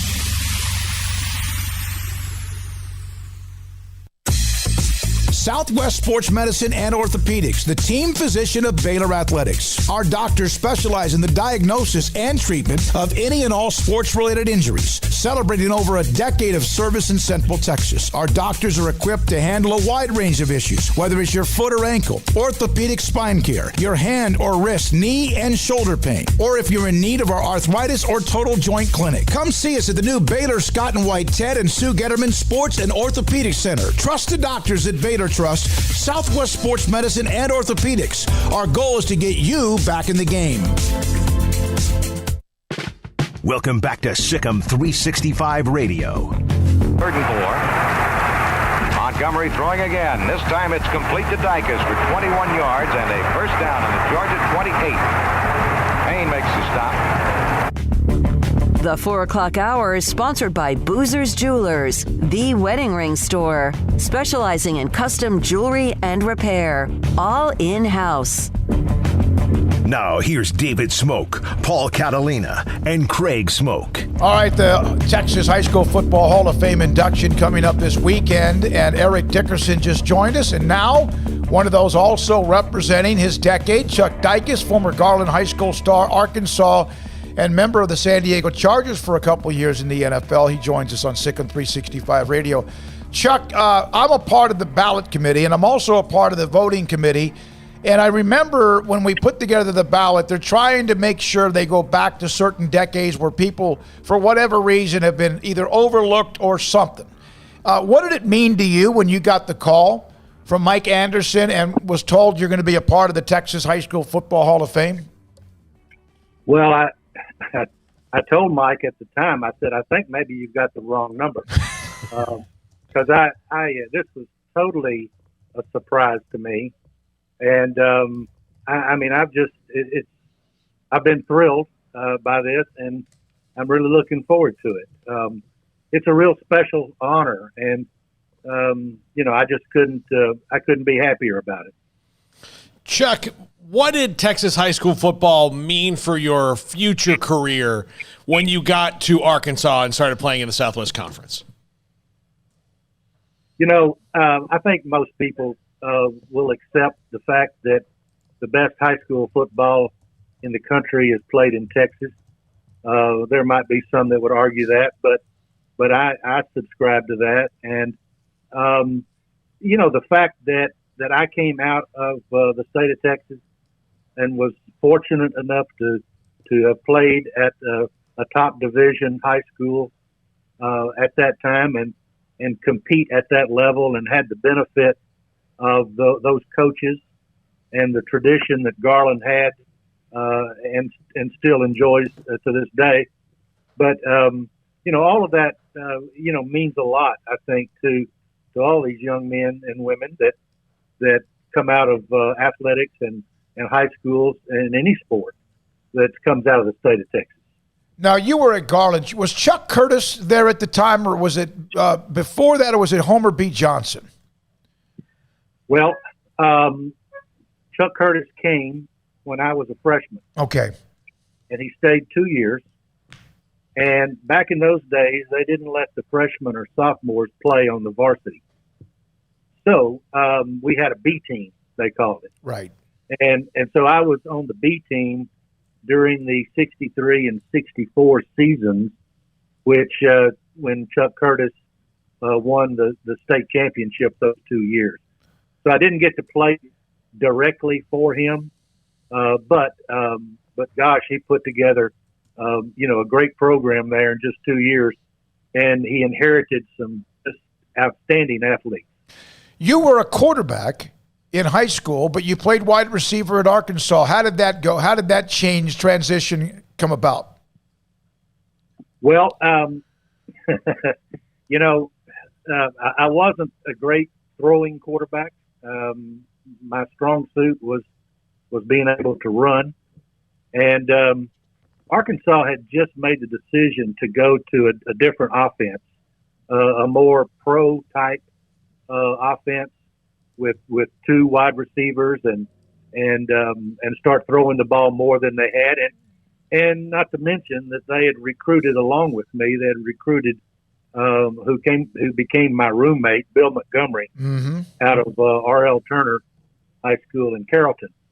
And if anybody, I remember in my freshman class, there was 11 quarterbacks signed that year. Virtually none of them had a chance of beating out Bill Montgomery. Well, and you were on that famous team that played Texas for the national championship. He threw a touchdown pass to you, right? Well, actually threw two, but who's counting? One of them was called back, unfortunately, or there might have been a different outcome. But yes, Bill and I enjoyed 3 seasons together. Again, back in those days, freshmen couldn't play on the varsity, so we had 3 years together, 68, 69, and 70, and we were very fortunate. The timing worked out for us because we arrived at Fayetteville at the same time that a whole lot of other really good high school players arrived, and so we were the beneficiary of some really good teams during those 3 years. Chuck Dykes, Arkansas, Garland High School with us. He'll be inducted on Saturday in the Texas High School Football Hall of Fame. What are you doing these days? Well, I'm somewhat retired, but I do work in commercial real estate up here in Northwest Arkansas. But when I'm not doing that, I try to play as much golf and go fishing as often as I can. Well, that's the goal, right? That's the goal that you would always want. Chuck, what are your thoughts about Arkansas? I know they've been through some coaches and they've tried to, it seems like they're closer. I like what they did with Coach Pittman last year. Do you see them trying, it's hard in the SEC. Can they turn the corner? Well, it's an uphill battle in the SEC. I think that we've made great improvements. Coach Pittman has come into Arkansas and has won over the fans. He's somewhat a normal person that loves the game of football. He loves where he is. He's apparently content to be here at Fayetteville, and he's done a great job in bringing in a staff, and they've made some great progress. There's still a lot more to go. It's a very difficult conference, as we all know.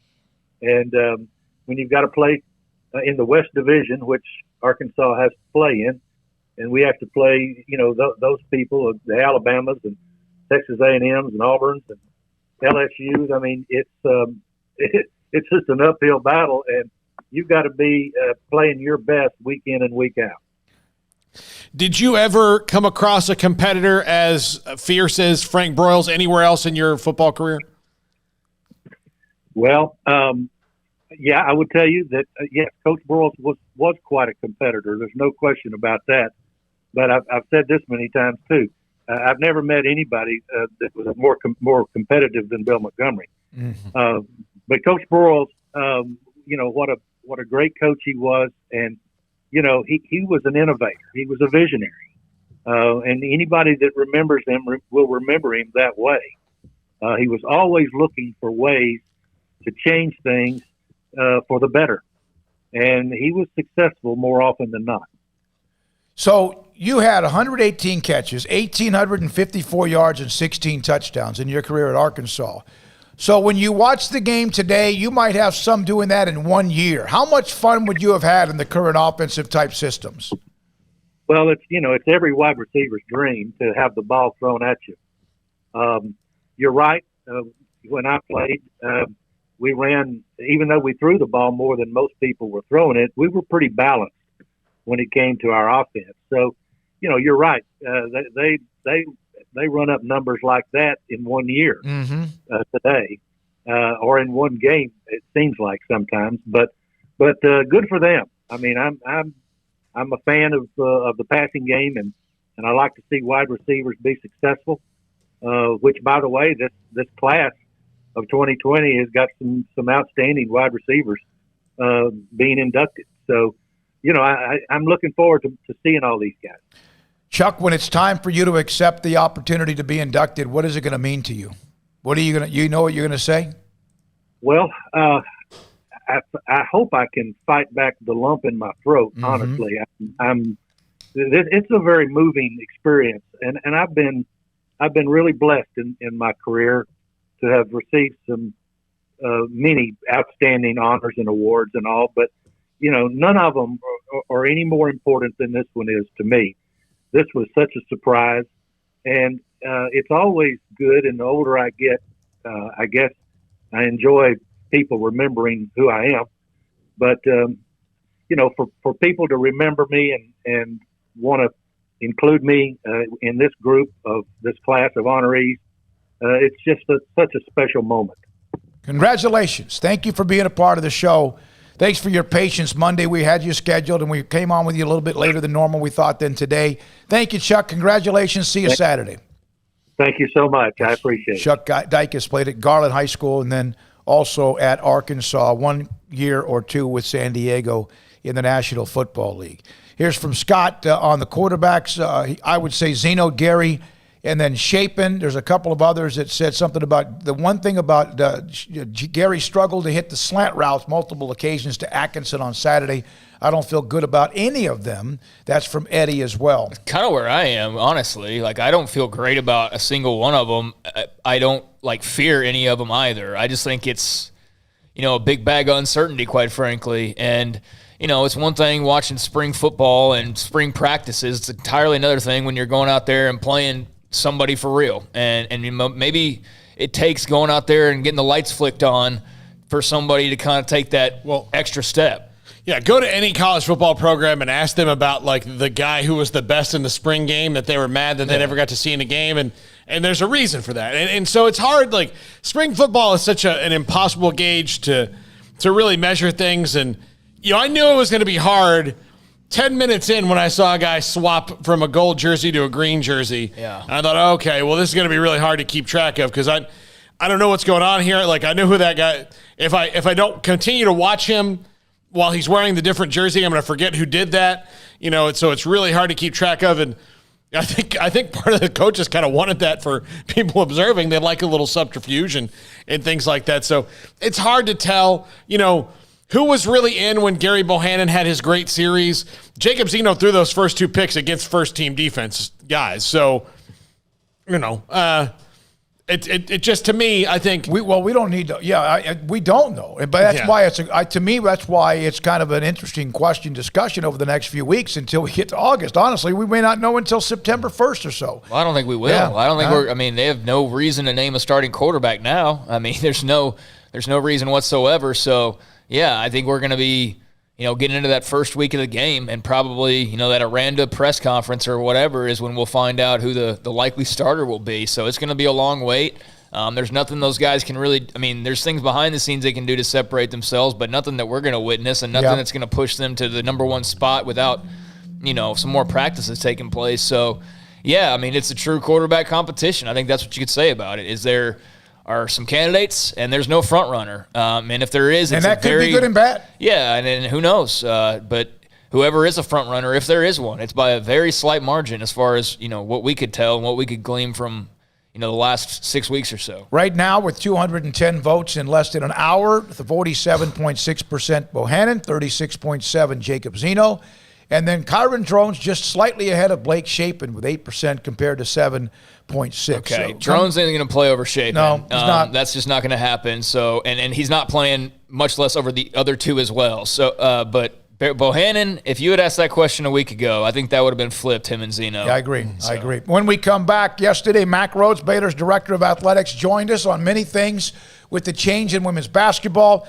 We started off with the tennis, winning the Big 12 title with Michael Woodson, just to kind of throw him a curveball. But we asked him a lot, and a lot of you have responded to it on the premium section in various threads, in direct messages, on YouTube, on our text line. We appreciate that. So we run it again. Mack Rhoades, Baylor Athletic Director, next on SicEm365 Radio. PettyClinicLowT.com, they're getting 5, 6, 10 calls every week, new customers, new patients. Why? Because if you have, this is for men. Your testosterone levels change as you get older. Sometimes when you're in your 30s, but sometimes it may not happen at all. There are symptoms with low testosterone. One of them is flat out just energy and how you feel. Number 2 might even be sleep habits. And number 3 is your sex drive. Could be your performance. It could be ED as well. It could be all 3. And again, it could be nothing. 1 out of every 3 men have some of those symptoms. So here's what you do. PettyClinicLowT.com. Go online.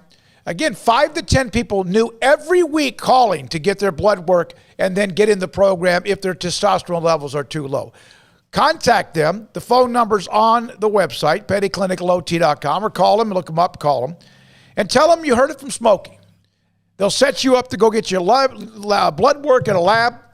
Dr. Petty gets your testosterone results, looks at them, and if they're too low, puts you in a program to increase your testosterone level so you can become the high-performance man you want to be across the board or with whatever symptom is ailing you, bothering you, struggling with.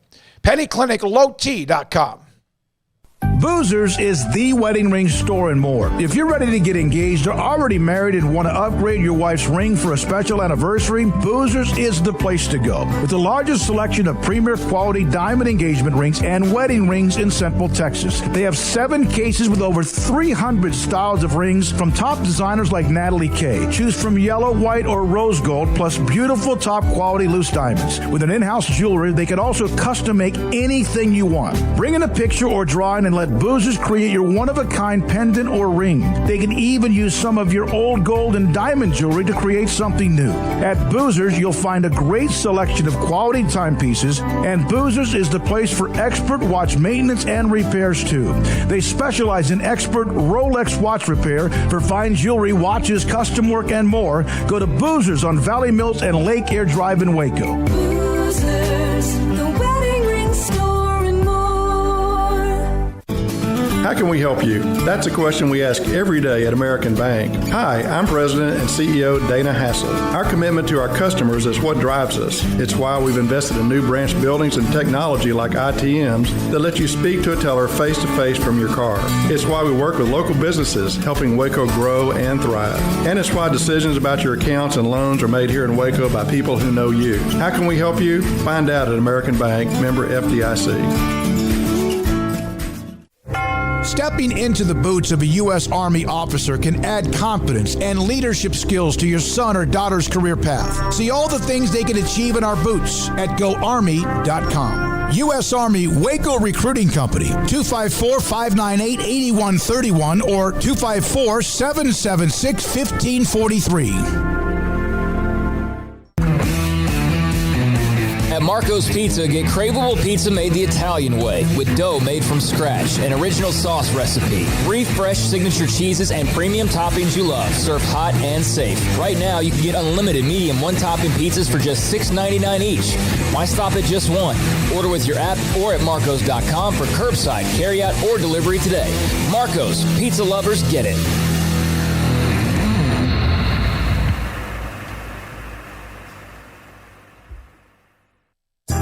Riverbend Liquor and Wine has their easy-to-access drive-thru open and convenient and clean in-store location on the corner of Lakeshore Drive and North 19th Street in Waco. Riverbend Liquor has the best and most extensive variety of craft beer selections in Waco, and Balcones whiskey, including single malt, pot still, baby blue, rye, brimstone, and the all-new lineage in stock. Riverbend Liquor and Wine, family-owned and operated, and a hidden gem in Waco on Lakeshore Drive and 19th Street. And find out more on Facebook and Instagram. With so many companies and policies out there, it gets so confusing shopping for insurance, and I never know if I'm getting the policy that's right for me. Luckily, I met the team at the Niche Group Insurance Agency. With the Niche Group, you can go to one company and get access to coverage options from many insurance carriers, and you get to speak to a real person about your specific coverage needs. With the Niche Group, I know I'm getting the right coverage at the right price. If you need insurance, talk to the experts at the Niche Group at 1-800-258-8302. Welcome back to SicEm365 Radio. The Sic'em365 Radio app is sponsored by Alan Samuels Dodge Chrysler Jeep Ram Fiat in Waco. Your friend in the car business at Loop 340 and east of 84. Come by. Let's be friends.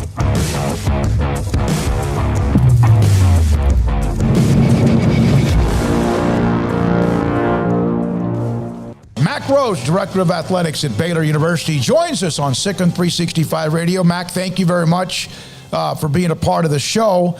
Obviously, we have a lot of questions for you, and you can answer as many as you possibly can. You usually do.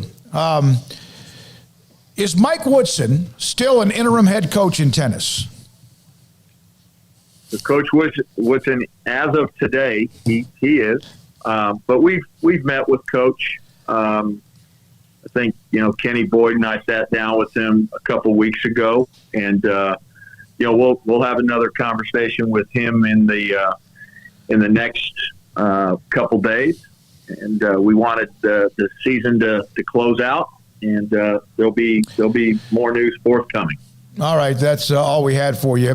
Mac, we got to get to some of this and whatever you could possibly. There's so much chatter that you and Kim had a bad relationship. I've talked to her before, and I know that you have been on the air with us many times. And there's so much about the arena and the court being named after her. Did you have a bad relationship with Kim Mulkey? I think from my end, I certainly wouldn't describe it as a bad relationship at all. I think it was a mutual relationship of respect. I think if you asked her that, and you may have, I think she would say the same. Obviously, Kim and I didn't agree on everything, but I don't know any head coach and athletic director that does agree on everything together. Matt Rule and I didn't agree on everything, and Coach Aranda and I don't agree on everything. But you find a way to work through those things, and I think Kim and I found our balance. I think we got to a place where we had good trust with one another. And I get all the noise and the speculation out there, but the only two people that really know are Kim and I, and I would just describe it as a respectful relationship. She told me last week when I spoke with her on Wednesday, when some of this stuff started to kind of build with LSU, that she never wanted to coach a team when the arena was not on a campus. Did you ever hear that? Was that something that was told to you? Yeah, that's something that we talk through. But again, in fairness to Kim and just the university, I mean, there was never. Those were always constructive, professional conversations. There were no demands. There were philosophical discussions. I think she understood, my role as athletic director, and how I needed to process that and think about that, and I hopefully she felt like I stood in her shoes and certainly respected her thoughts on it as well. Why did she leave, Mac? I appreciate the question. I think decisions are very personal for coaches. Kim is the only one to truly answer that. I can tell you that when she called me and let me know that she was leaving, had decided to leave for LSU, was very similar to what everybody heard in the press conference. I believe I didn't have an opportunity to listen to it because of what we're going through right now, the search process. But I think she felt called to be there. Those are her roots. I think that tugged on her heart. I think she feels like it's a proposition much bigger than just building a basketball program. I think it's a proposition of helping her home state, of helping a university that's going through some tough times. We certainly know what that feels like. It's hard to go through all of that. There's probably a lot of different fractions going on within the LSU family. At least I could anticipate, and she feels like she can help that, and that's what we talked about. Mac, the only people who ever know who have to do this are athletic directors, but what's it like walking in having to address a team after a coach has left? Yeah, it's hard, Paul. It's hard either way, whether it's because a coach left for a different opportunity, or because an institution made a decision to make a change. Those student athletes develop relationships, obviously, with that head coach and that staff, and trust them. And now all of a sudden, the rug's pulled from underneath, so to speak, and now there's uncertainty, and they have a lot of different people talking to them and giving them advice, and some of that advice is for their own good and well-being, and some of that advice is for is more for the selfishness of the person giving it, and so it's hard. What we told our student athletes when we met with them is that we love Kim. We're happy for her. We know that this is hard. We asked them to hang in there, until we make a decision on a future leader, and then and only then will they have all of the information that they need to make a decision that's best for them. But it's hard. I mean, I feel for them. I would ask that one of the best thing about this institution is its faith, is its belief in Christ, and I'd ask that all Baylor Nation pray for our current student athletes, because it's a time of uncertainty, and now they're resilient. They're a tough group. You don't win as many games as they've won if you're not. But certainly, there's this time of uncertainty, and we're trying to do our best to walk along with them. You couldn't have been completely blindsided, because we asked you about this last week, and at the time, LSU still had a women's basketball coaches, which is what you said. And, if things changed as they did, then, you guys would have to think differently. How surprising, or I guess you couldn't have been blindsided because you kind of had heard the rumblings, but were you still in a way surprised or blindsided by just all of this kind of unfolding? No, I wasn't surprised or blindfolded. I think if you've done this long enough, you've seen a lot of different things, transpire, and you try not to get on that roller coaster of emotion. You just try to be ready for whatever's going to happen, and anticipate as best you can, and be prepared. And so, so now, we've got a task out in front of us, and that's to find the next leader. We're excited about that, and we're prepared to do that.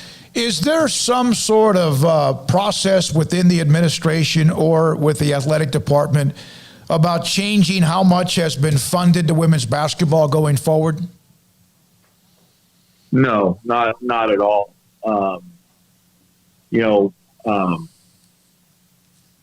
The legacy that Kim and her staff and student athletes and fans, by the way, because everybody was a part of it, of building this legacy. And you think about the regular season Big 12 championships and the tournament championships and the 3 national championships and the Final Four appearances. We don't want to lose that. We want our women's basketball program to continue to be nationally relevant, to compete at a high level.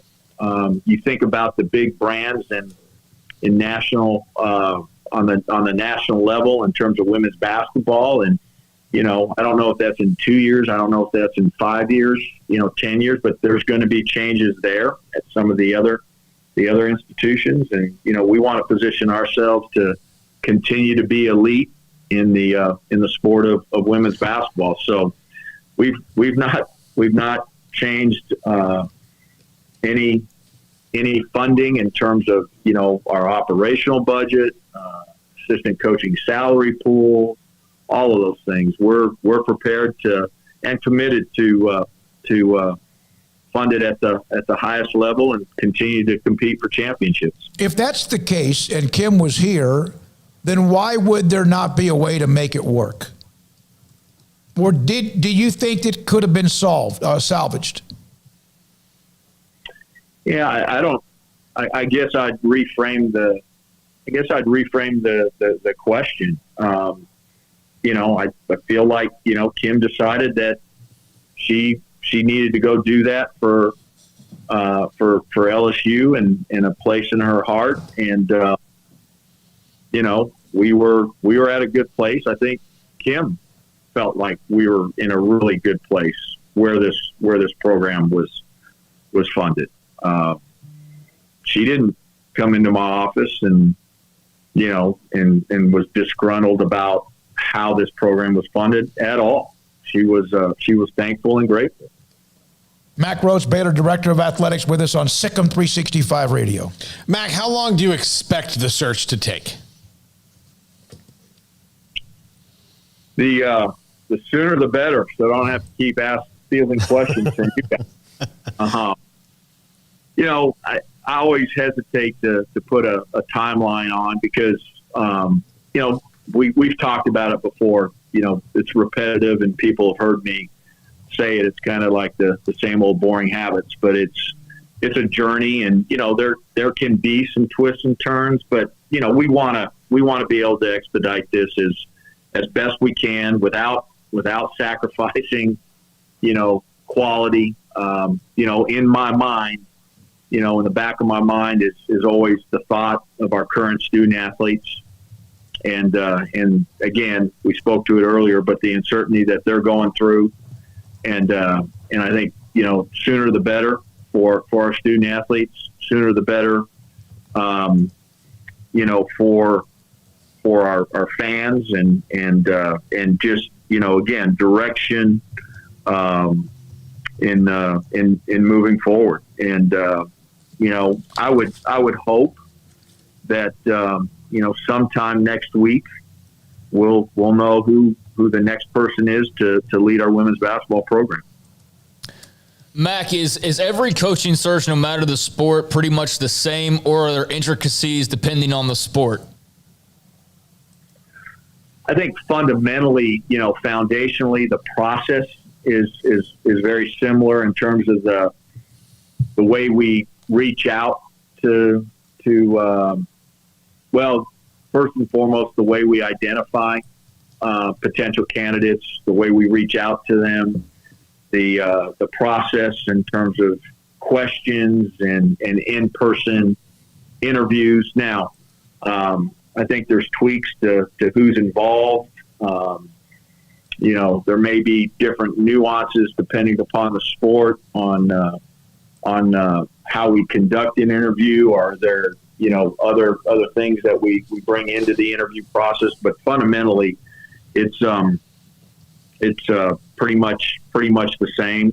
I feel good about how we do it. We've had some success with it, and again, I'm excited about this. I think the future of our women's basketball program is really, really, really bright. If a candidate asked you, the job is open, and you speak with one of them that's a candidate, and they ask you, why come to a program where a Hall of Fame coach just left? Would you say kind of the same things you've already told us, that you're still committed the same to everything across the board? Yeah, absolutely. And by the way, that's not the question that they're asking.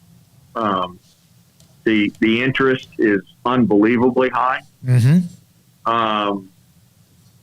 What I'm asking is, how do you feel about following a Hall of Fame coach? Because there's great pressure with that.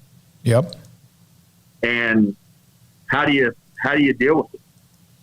How do you deal with it if we have a tough stretch and there's injuries, or because of the very recent 2 weeks ago change in transfer process that you have to rebuild roster, and so maybe the wins don't come as soon, and now all of a sudden, all of the noise and the pressure, and you're not winning as much as the former Hall of Fame coach, and the comparison. And so that's the question that I'm asking, that we're asking of potential candidates, and that's a lot to deal with, and it's going to take somebody with great fortitude, with a lot of confidence, with great resiliency, to be able to handle it. And I think it's been we anticipated, we suspected that there would be great interest in it, and there's great interest in it. Why wouldn't there be? Kim showed, and staff and our student athletes showed that you can win national championships here. Our fans have showed that if we put a good product out there, they're gonna show up and fill the arena. We've got, I truly believe this. I think we have the best women's basketball fans in the entire country. And so, yeah, there's a lot of interest in our job. Now, our job isn't for everybody. This is a special place. The faith component, we're not going to compromise on that. That's going to be a huge part of this. And so that's, that right there limits, the number of people that you talk to and who's really a true candidate. Mac,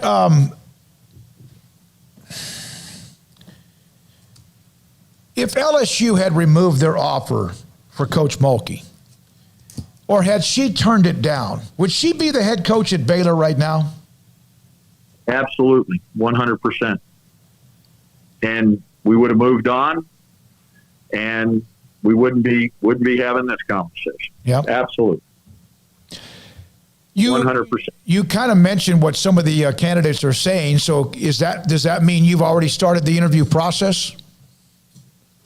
We've started reaching out and having some conversation with a few, but we're early in the process. And again, first step is really solidifying what we're looking for. All of those characteristics, and we certainly were prepared and had those in place fairly quickly, and then then it's the process of IDing. Obviously, when you're an athletic director, no matter the sport, you've got names and of potential candidates, but it needs to be much broader than just that list. And so, got others involved within our athletic department involved in the process, and expanded those names. And, now it's all right, of those names, who do we think is a best fit, who matches up to those characteristics? Are they interested? Are they not interested? So we're in that process, and I'm excited. I'm excited for where we're headed.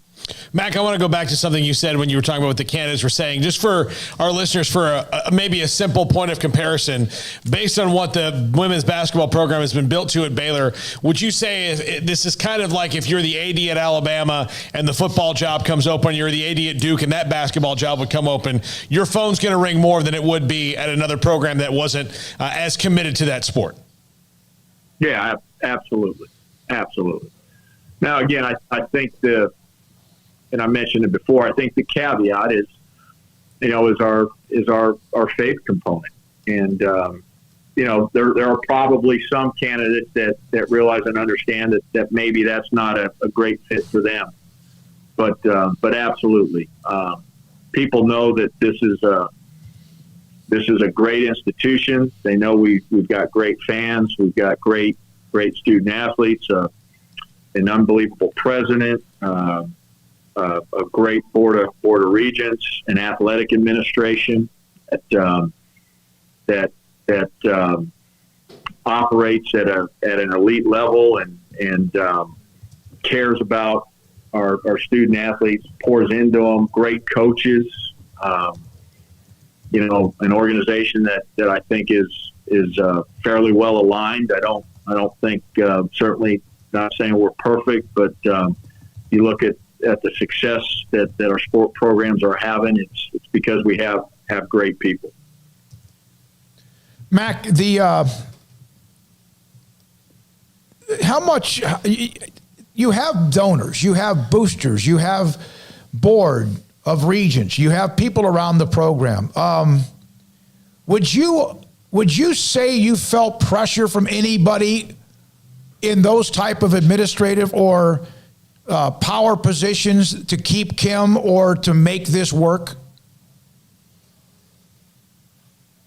No, I didn't feel pressure from anybody. I think,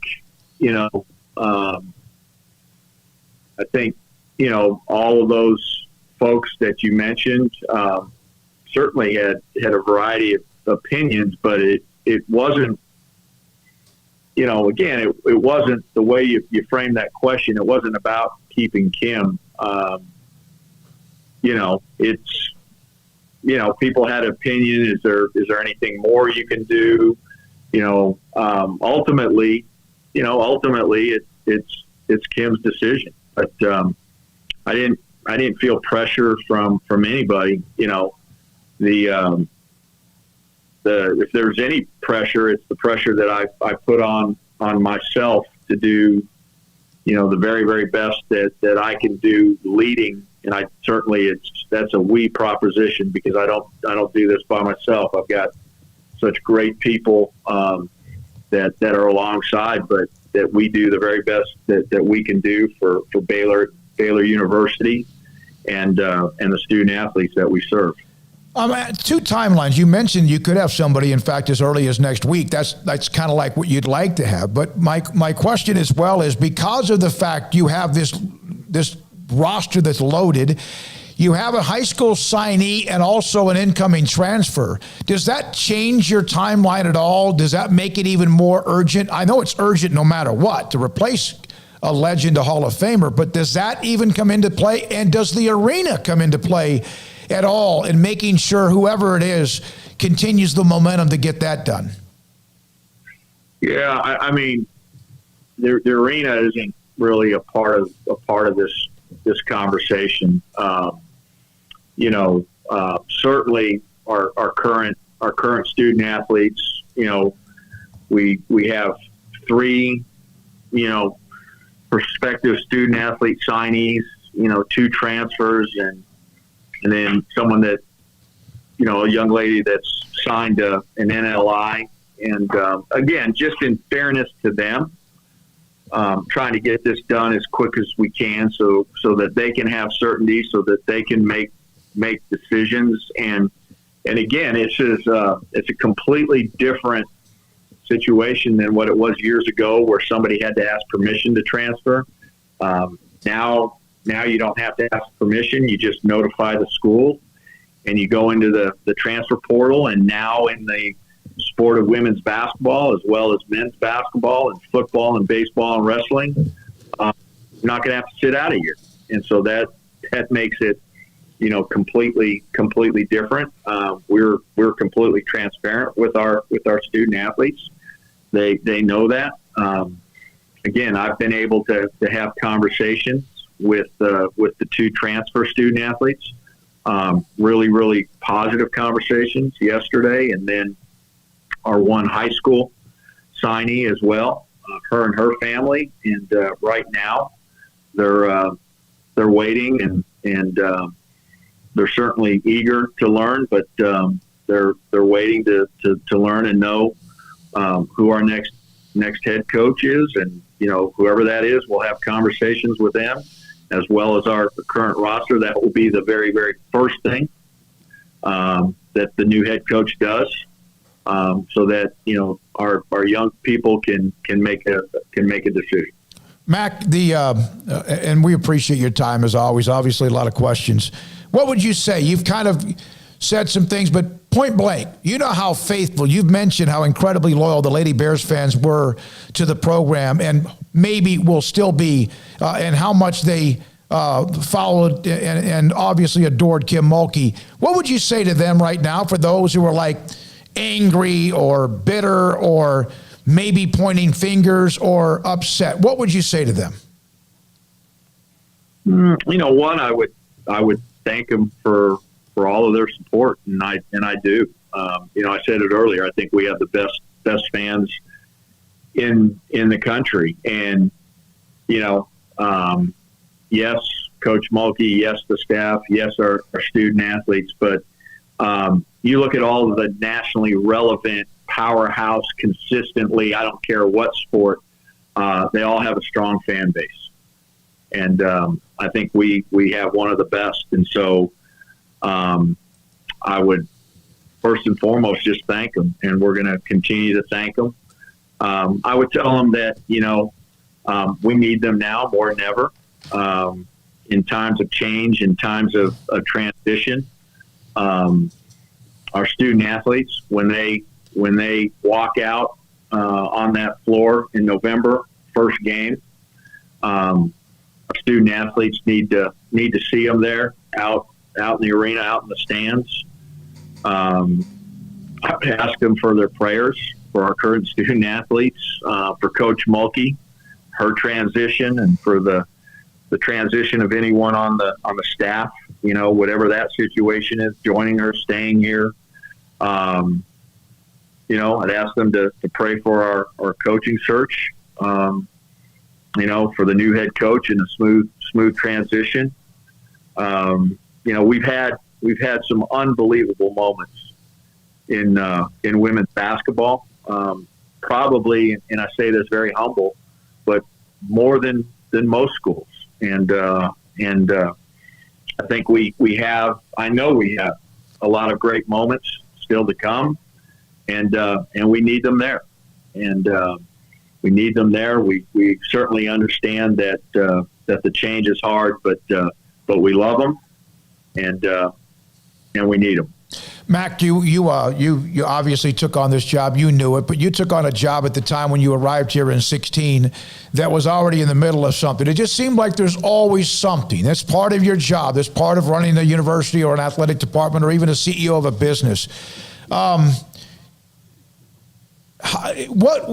has this done to you? This story, or you have the NCAA timeline, which you brought up last week, that could be coming at any time. What has this done to you? I don't ask Amy. I don't know. Hopefully, it's made me a stronger person. Hopefully, it's strengthened my faith, and I don't know. I'm secure in how we lead this department and how we serve our student athletes. I'm at peace with our purpose. I'm at peace with the way we make decisions. And there's going to be challenges. College athletics is becoming harder and harder and harder every day. We've talked about there's going to be more change probably here in the next couple of years than there's been in the last 10 to 15 years. And we're going to have to find a way to deal with it. Sitting in this chair, you're never going to make everybody happy. And if that's your goal, to try to make everybody happy, then I can tell you that you're not doing a good job leading. We're making decisions that we think first and foremost are best for our young people, are best for our university, and when there's change, we make the most of it, and we continue to look forward, move forward. Our athletics program is in an unbelievable position right now. Men's basketball just coming off a national championship. My goodness, tennis yesterday just wins the Big 12 tournament. We've got 7 teams ranked in the top 10. I think 2 more in the top 25. And so, and again, it's hats off, all the credit, praise and glory goes to him. But then beyond that, it's to our student athletes, it's to our coaches, it's to our staff, it's to our fans. And Baylor's a special place. And we're going to continue moving forward, and we're going to continue our relentless pursuit of being great in everything we do. Last question for you. Bill Brock's the interim coach. Kim's taking some people with her. That's obvious. There may be other attrition. Can you confirm at all whether Bill Brock and Satia Messer will be a part of the coaching search? Yeah, just in fairness to the search process and in fairness to both of them, I'm not going to comment. When we sent out our release, we talked about the search, and we wouldn't make any comment on candidates until we introduce the next head coach. So we'll stick to that. All right. Thank you, Mac. Appreciate your time. Good luck. Thank you. Mac Rhodes. That was from yesterday. Mac Rhodes answering about every question I can. And a lot of you, thank you for the feedback on it and the digested, and then talking about it. It was something that a lot of people wanted to hear, and we appreciate his time. When we come back, the 5 o'clock hour, the NFL draft is tomorrow. We'll have John Machota, theathletic.com, and the Cowboys at 10. Eric Galco, NFL draft analyst, at 5:30. And we'll get back and update you on the Twitter poll about the quarterbacks coming out of spring drills with Baylor. SicEm365 Radio. Alan Samuels, Dodge, Chrysler, Jeep, Ram, Fiat, certified by J.D. Power again this year as the winner of Customer First Award for Excellence. Back-to-back Motor Trend's Truck of the Year, the Ram truck, 3 consecutive years, top safety pick for trucks in 2021. 2021 Ram 1500 Crew Cab, the new one, the Lone Star, totals up to $5,500 in values or 0% for 84 months. Also, the Jeep Celebration event includes the 2021 Jeep Grand Cherokee Laredo up to $3,750 in total values and 0% for 72 months. And the Chrysler Pacifica Hybrid Limited 2021 values of $7,000 or 0% for 72 months. As they're wrapping up the month of April, getting ready for May, Alan Samuels, Dodge, Chrysler, Jeep, Ram, Fiat, Loop 340 east of 84 in Waco. At Baylor University, students find their place to shine. They're faithful friends and inspirational leaders. They're championship teammates and independent thinkers. They're on the cutting edge of high tech and in the halls of history. If you want to make the world a brighter place, you can. And if you want to shine in your own way, you can. The spark you need is already inside you. Bring it to Baylor, where lights shine bright. Stepping into a new pair of boots is great, but stepping into the boots of a U.S. Army officer can also add confidence and leadership skills to your son or daughter's career path. There are more than 150 occupational specialties to help them find the best fit for their future. See all the things your son or daughter can achieve in our boots at GoArmy.com. U.S. Army Waco Recruiting Company, 254-598-8131 or 254-776-1543. From the first workout to the last practice, sports is an incredible challenge. Hi, this is Dan Ingham with the First National Bank of Central Texas, and we're proud to support each athlete, every parent, and our educators. From families, small businesses, to the biggest industry, we're here to help. With remarkable products like First Free Checking, we've got banking ideas that fuel big dreams. The First National Bank of Central Texas. Familiar faces making local decisions. Member FDIC, Equal Housing Lender. Do you or your kids get nervous about going to the dentist? Stonewood Dental, Dr. Steve Childress, he can help. I've spent a career taking care of patients who as children had bad experiences, and now they're adults that hate going to the dentist. If I get a kid at 3 years old and they come every 6 months and it's a happy experience, it's normal for them. Now they have an accident at 6 or 7 or 8 at school. Now they have a broken tooth or a trauma, and they have to come here. They're used to lights, they're used to water in their mouth, they're used to experience, they already trust us. It's amazing what we can do with that kid without it being a negative thing. But if I see a 6 or 7 or 8 year old that's never been to the dentist, and now they have a trauma or an unfortunate unexpected toothache, it's harder to do that for that kid and it not be somewhat of a negative experience. So bottom line is I try to teach kids and adults and teenagers and everybody the way I'd want my family treated, which is where it's a necessary part of life. You just take care of it. It doesn't have to be that big a deal. Learn more, stonewood-dental.com.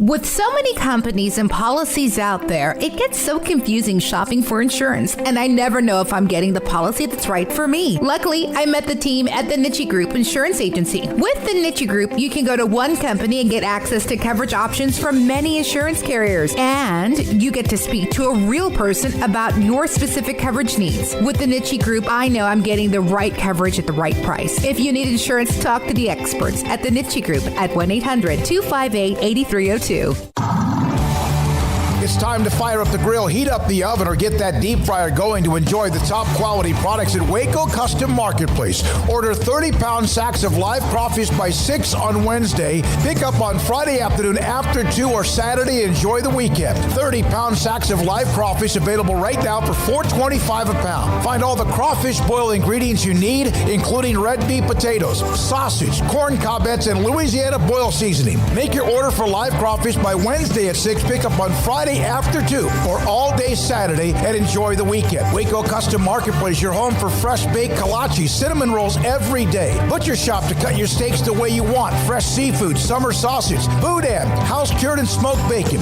spices, seasoning, soup mixes, and more, and weekly gift boxes for any occasion. Waco Custom Marketplace, 425 Lake Air Drive in Waco, or WacoCustomMarketplace.com. Welcome back to SicEm365 Radio. It's time for our weekly segment with John Machota of The Athletic, brought to you by Pioneer Steel and Pipe, where customer service is their main focus, and best in metal, steel, and pipe for large or small projects, with 2 locations in Waco and Bryan. Family owned and operated since 1943.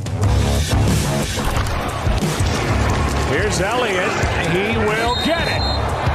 Touchdown Dallas as Elliott fought for it and has his 6th of the year. The 5 o'clock hour is sponsored by Edward Jones Investments, with financial advisor Brad Wilson. Investing is time and experience back to you and your money during today's changing times. Edward Jones, making sense of investing. Now here's David Smoak, Paul Catalina, and Craig Smoak. One high school note.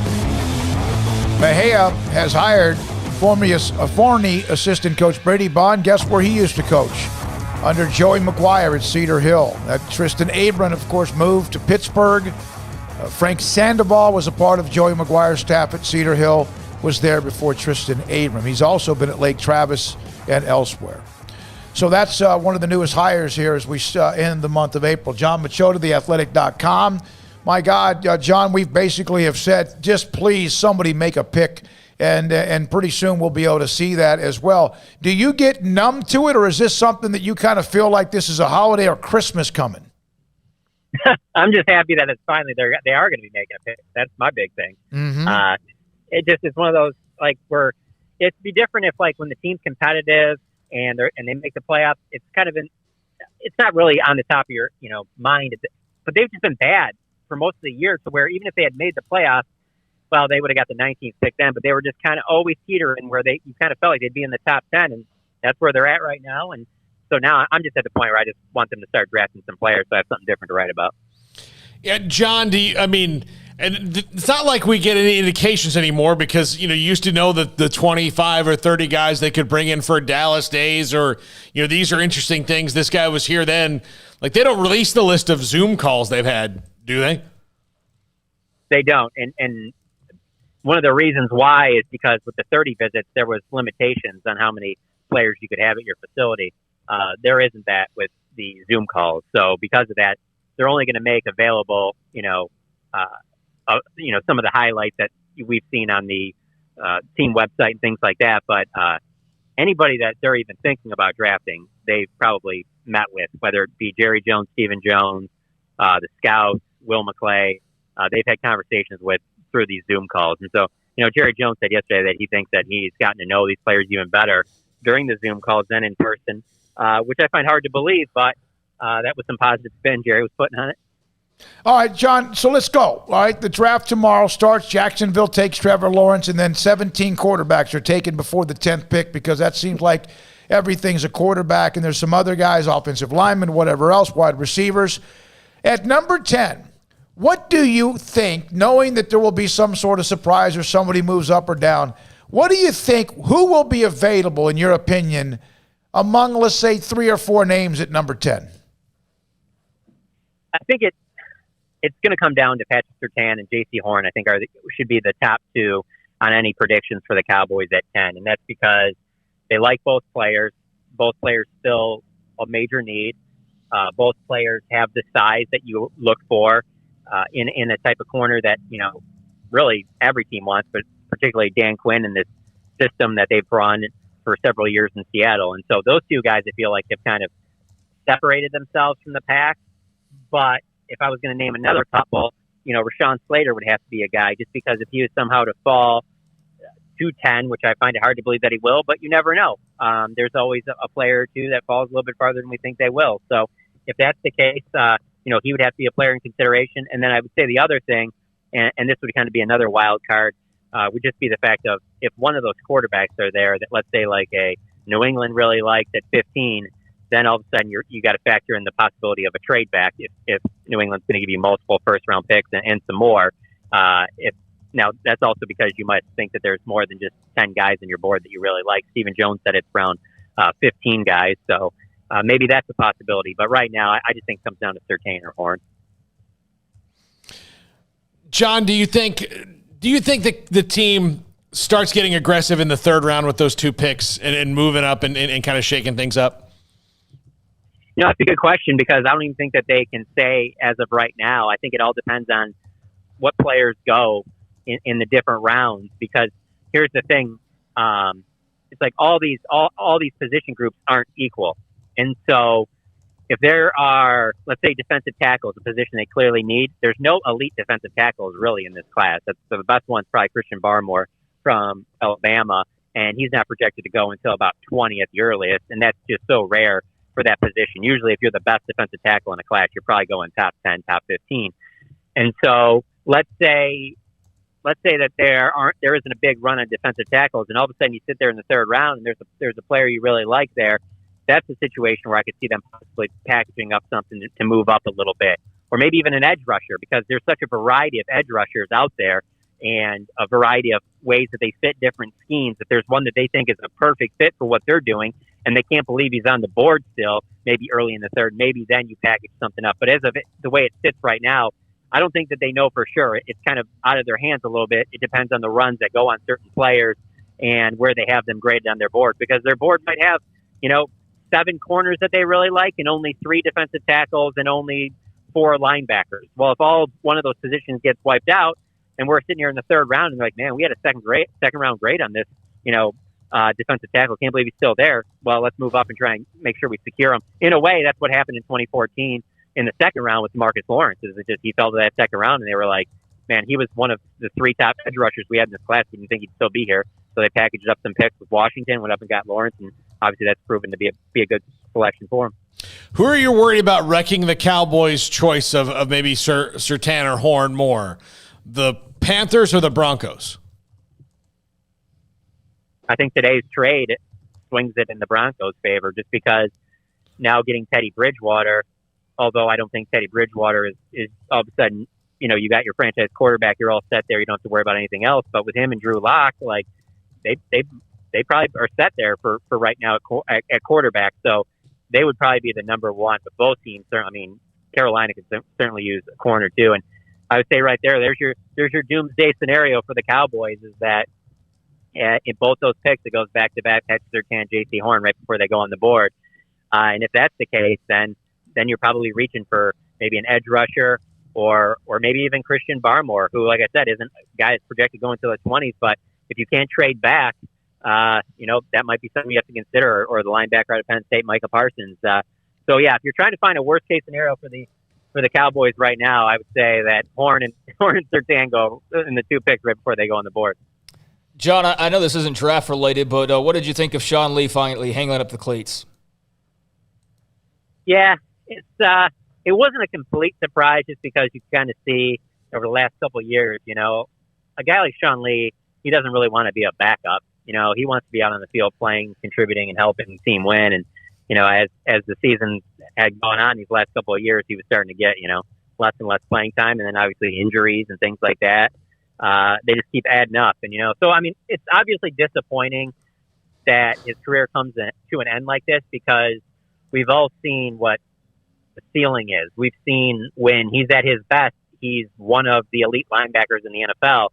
And it just is disappointing that you didn't get to see that as long as you would have liked, and to be honest with you, as long as Sean deserved. Because I will use Sean Lee as as a sports example, probably for the rest of my life, because he's the type of guy that is just meticulous about his diet and the way he works out and the way he trains and prepares and watches film and has the love of the game. And he's a perfect example that makes me believe in every sport that there's just some guys that are injury prone and they can't do anything about it. I mean, Sean Lee lived with these trainers. He was always around them. I mean, it wasn't for a lack of effort, and he just couldn't stay healthy. And it's disappointing. You feel for the guy because, being around him as you guys have too, that there's probably nobody that loves the game more than him. Yeah. He was just soaking it. And I think it's what kind of sucks is that he is a guy who seems like a good dude and works so hard and loves it so much, and he's just been so riddled with, Yeah, I mean, he got hurt in a non-padded practice in the spring one time. The crazy thing to me is just how, I remember asking him one time, and this was in the off season, about what his diet is and stuff like that. And in the off season, he was so strict about everything he ate, and he'd be like, I'll allow myself a cheat meal here and there. And I'm like, so what's your cheat thing? He's like, occasionally I'll have a half of a dark chocolate bar or something. And that was it. That's his big cheat thing. I'm just like, I'm going to eat that every day. I don't know. I don't know, for a guy that he just deserved better, I guess is the best way I could put it. I don't know that you could have done any more than he did. And it just seemed like, here's the other thing. It wasn't like it was just one injury. It was like one thing after another. And you just saw him play at such a high level that you were like, if this guy could stay healthy, he could be a Ring of Honor guy, could be potential Hall of Famer. And the thing that you'll always go back to is that, and will be tied to his name, is the fact that the Cowboys like taking chances in the second round on guys with injury history. And so for the next decade or so, people will bring up Sean Lee's name when they take a chance on somebody who has an injury history, fair and unfair. Yeah, John, I would put the over-under at him being a defensive coordinator. Maybe not for the Cowboys. I mean, who knows? But in the NFL at 4 years. Yeah, for sure. I mean, last year he had talked about it a little bit during the season, after a practice, just being asked about, his future long down the lines after football. And he certainly was interested in the coaching aspect of it. And Jerry Jones yesterday made it clear that, they would obviously be very interested in having him on the staff in the future if that's what he wants to do. But that's the thing about Sean Lee. He's not going halfway on any of this. He's not going to just sit there and be like, yeah, I'm on a vacation. He's got a place up in Southern California, I think in the Malibu area. He's not going to sit there and live there in the offseason. And yeah, I'll show up for the games. Sean Lee's going to be all in, or he's not going to be in at all. And right now, I don't think he's ready to give that time to it. But once he is, he'll be first guy in the building, last guy to leave. And I would be stunned if he isn't just a fan, an amazing coach. Yeah, it's that's what he's going to do. That's what he's going to do, and he's good at it. Anything else, Craig, for John? Randomly, John, what's life been like without Dak Prescott contract talks over the last couple of months? It's been great, I love the draft. I always have. I know I've told you guys this before. And so as soon as that was done, it was like I could go full steam ahead into draft talk and writing about the draft and, the speculation with the draft. And so that stuff interests me a little more just because,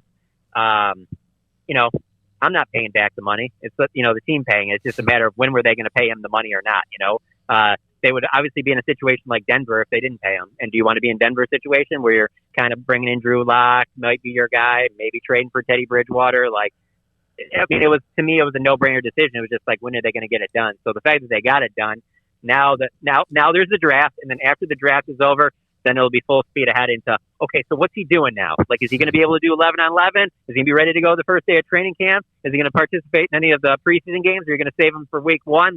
What's he able to do now? And so that'll be the story going forward. But as of what they said yesterday, he remains on track, if not a little bit ahead. So obviously that's a good sign. Yeah, it's a great deal. Hey, John, thank you very much. Good luck handling all of it, the covering the picks and all that other stuff in between. Thanks for your time. John Machota, theathletic.com.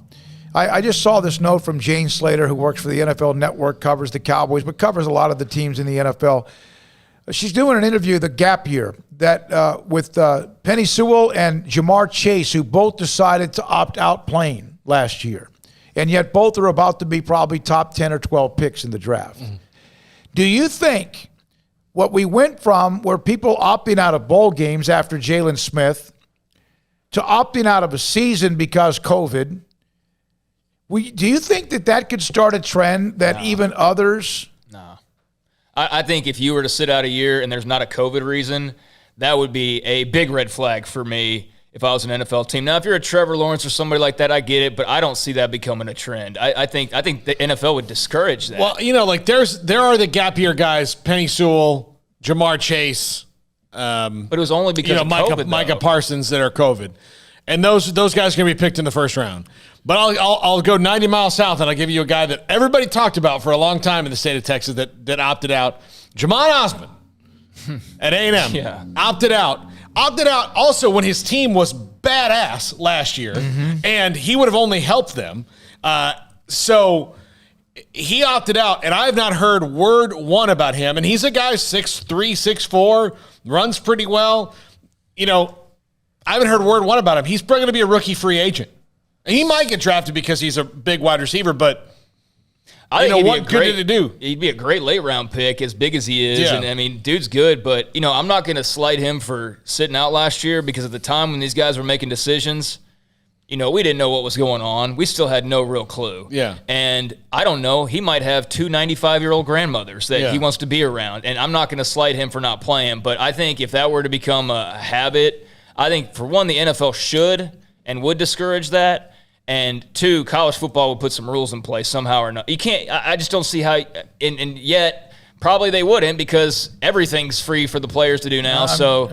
But if that becomes a thing, then college football is just going to be identifying every single way to ruin their game, basically. Just a thought. It may never happen, but just for once in my life, forward thinking. I could think it could happen occasionally with certain guys, but Trevor Lawrence didn't sit out this year. He went out there and played, But you Justin need the Fields film. went out there and played. The guys you need game film. Right. And so if Trevor Lawrence would Penny have sat Sewell- out this year, would he be the number 1 pick? And Penny Sewell, the Pac-12 was such a cluster that, who knew what they were going to do at one point? Penny Sewell and Micah Parsons both have – look, I didn't know what was going on. Right. And by the time it made the decision to go, if Trevor Lawrence would have sat out, obviously you could use COVID or not, but if he would have sat out for Clemson, would he be at a higher value now than he was by playing last year? No, would he still can't be the number higher. 1 pick in the draft? Yeah, probably. Yeah, probably. So that's but he's may the never number. happen. But he's Trevor Lawrence. Yeah. Well, but okay. That's. I think I could even see it to a certain extent with Penny Sewell because he is without a doubt the number 1 offensive tackle in this draft.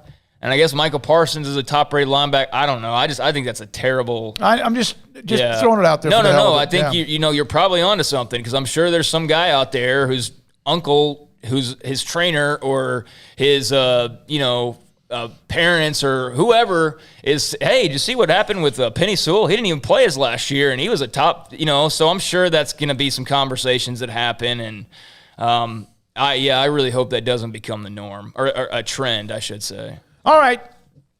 We will hear from Eric Galko in the next segment. I'm looking for Jamon Osmond in any type of a mock draft, and I'm not seeing anything. I mean, I've gone through looking up 7-round mock drafts with Craig. I'm also with you. I don't know how you even do it. His last even mention is from like a month ago. And so to me, I would not say I'm opting out to go to the NFL. If I were them, I'm opting out to weigh my options. And if you get to that point, I mean, he probably should go back and play a year at A&M. Get some people talking about. Can him. he? I mean, you don't think he's got representation? Well, he does now, but that's what he probably should have done is not hire an agent, work out the whole time, and then see what happened. But, Have y'all, by any chance, checked out that 7-round mock draft from Chad Reuter on NFL.com? I didn't know who he was. I'm not saying that's not to be negative. There's so many of them, I don't even know who does. Right. NFL.com alone's got 10 of them, but I just stumbled on a random 7-round mock draft, and I'm trying to – it's not very – good as far as searching around. I'm trying to find out where William Bradley King might be mentioned because that's the one Baylor guy that we know has a chance of being drafted. And, he actually appeared to have improved his stock with the pro day and just kind of this, last couple of months. So I was just kind of feeling like he was making a little bit of headway, and becoming more of a probably sure thing being drafted in the 6th round or something like that, maybe even a little bit higher, but I'm still searching for him, so I was just curious. Baylor has now made it official that they have signed James Akinjo, who was on our show Monday, the 6-1 transfer from Arizona. They have signed him to a financial aid contract. Scott Drew has announced that. So we had him on Monday. The Oakland, California native is now officially a part of Baylor basketball as far as the official part of paperwork. So and we had him on Monday. So you go back and listen to the interview. It's still up in the premium section, I believe. And then a couple of other notes. So this is from Carl Campbell, who's a huge Penn State fan. Fitting with Sean Lee retiring and the Cowboys possibly getting Micah Parsons would be a great story. Like linebacker they tend not to play. Started with Bosa, maybe injured. We're talking about not playing for the last year or so, but most of the time because of injuries or whatever else. I just know. I just feel it. I don't know why I even asked the question that it might happen as well. From the 214, while we were playing Mac replay. He asked, did you guys ask Mac Rhodes about a counteroffer? Let's clear this up one more time, and then we go to Eric Galko. And I have something I would like to say as well. Okay. There was no counteroffer because they have all of what you would ever need at Baylor with women's basketball. The number 2, I've said this 1,000 times, but I appreciate the question. Number 2 highest salary, women's basketball. The number 1 highest paid staff, great travel budget, great amenities, great everything, great recruiting budget. And so it's pretty clear. This was there was no, hey, this is what they're going to offer me. Do you want to counter it? That never happened. But that's what someone wanted. Or just, hey, will you love me? Basically, yeah. Yeah, and I feel like, I don't know who some of these anonymous accounts are that, there's one in particular that's, saying, well, I realize you guys have to stay in good standing with Mac. What else would you have asked? And then exactly, and no, we don't. And if you think for 1 second that I'm worried about good graces with anybody, you really don't know what you're talking about. I don't care. I really don't. But I have no reason to not be in good graces with Mac. If you think I'm worried about asking him a question that might be tough, you're out of your mind. I don't care. You know who's also not worried about us asking tough questions is Mac. He didn't care. He's not cared for 5 years now. Exactly. And you think Kim's the toughest questions that have been asked? Jeez. Ever heard of maybe 3 years ago? That was a lot tougher. And I wasn't even asking those questions. Yeah. But I would have because I don't care about upsetting Mac or upsetting the apple cart. If you had any idea, but I feel like there must be some family members with some anonymous accounts or just some people who need to get over it. She left. She's the one that got the ball rolling.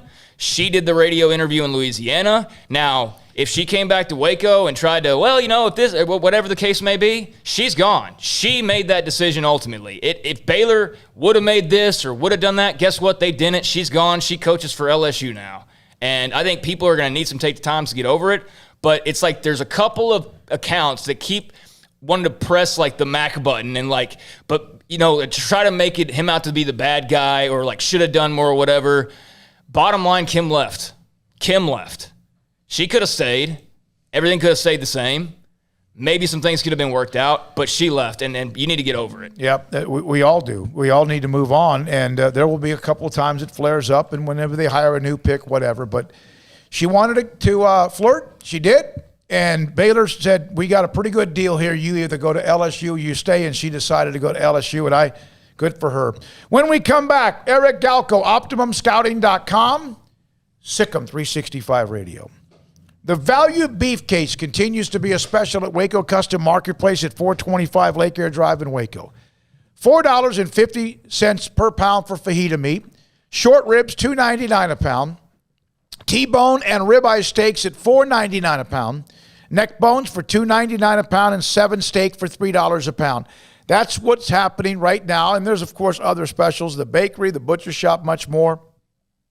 Waco Custom Marketplace, 425 Lake Air Drive in Waco. And if you want to have a crawfish shrimp boil this weekend, you have 29 minutes to contact them to make an order for 30-pound sacks of live crawfish for $4.25 a pound. You have until 6 o'clock to get a hold of them, Waco Custom Marketplace, until 6 o'clock tonight to order 30-pound sacks, how many you want, for $4.25 a pound. And if you do it before 6, you can pick up your 30-pound sacks of live crawfish anytime on Friday after 2 or during the hours they're open on Saturday at 425 Lake Air Drive in Waco.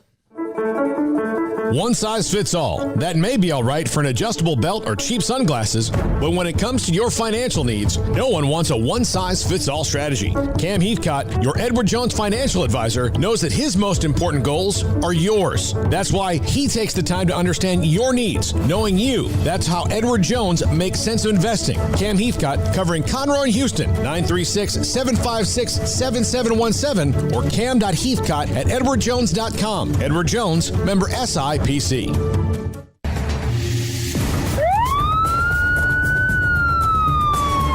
If you or a loved one or friend has been arrested and you can't afford bail, trust Terry and Chase Chapman at Chapman's Bail Bonds, covering Waco and McLennan County for over 25 years. Chapman's can bail you out anywhere with experienced, knowledgeable local agents who are committed to serving you professionally, respectfully, and with the highest integrity. Chapman's understands your privacy is important. Your freedom can be secured fast when you use Chapman's Bail Bonds.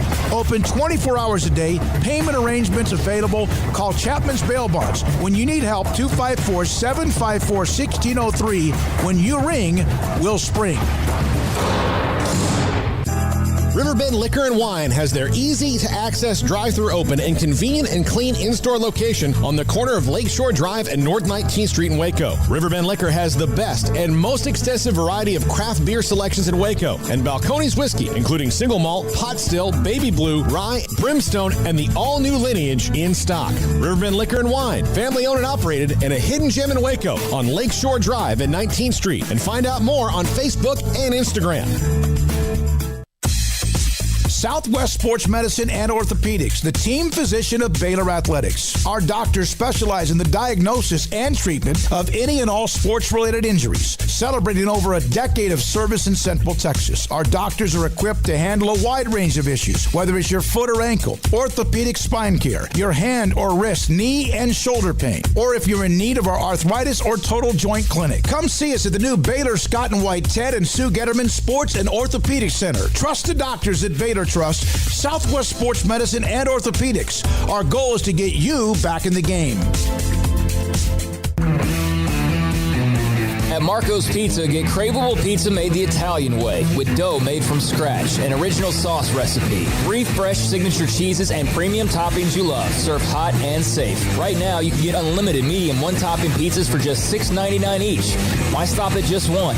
Order with your app or at marcos.com for curbside, carryout, or delivery today. Marco's, pizza lovers get it.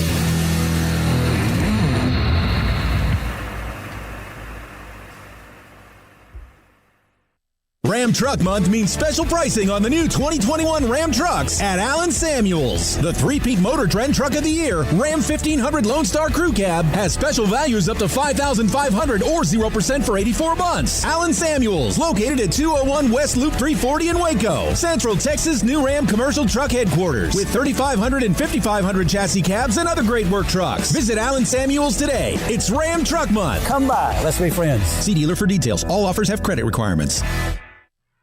Welcome back to SicEm365 Radio.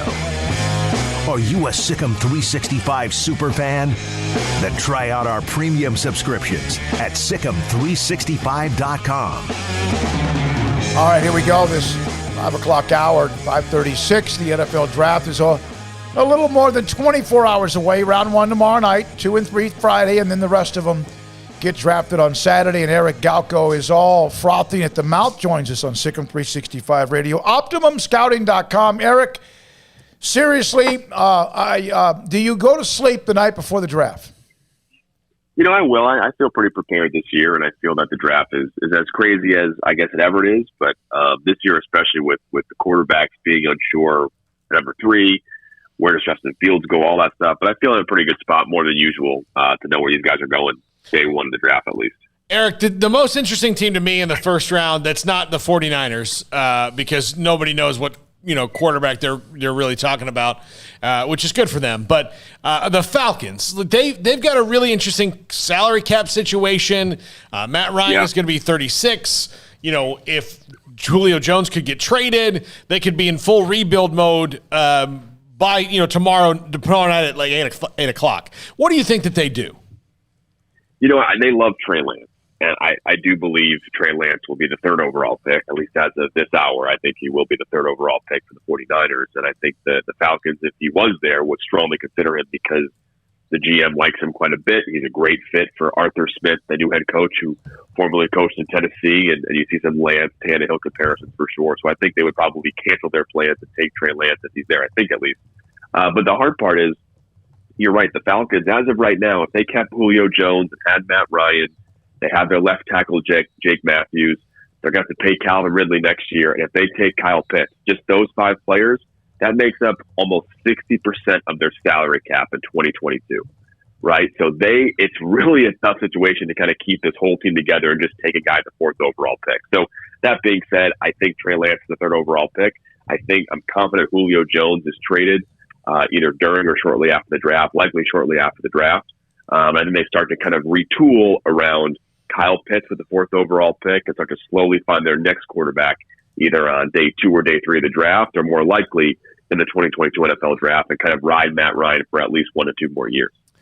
So, Eric, I grew up a Washington football team fan. I'm very intrigued by where they sit. Obviously, quarterback, they brought in Fitzpatrick, but they could still go that way. I'm seeing a lot of the mocks with Trey Lance.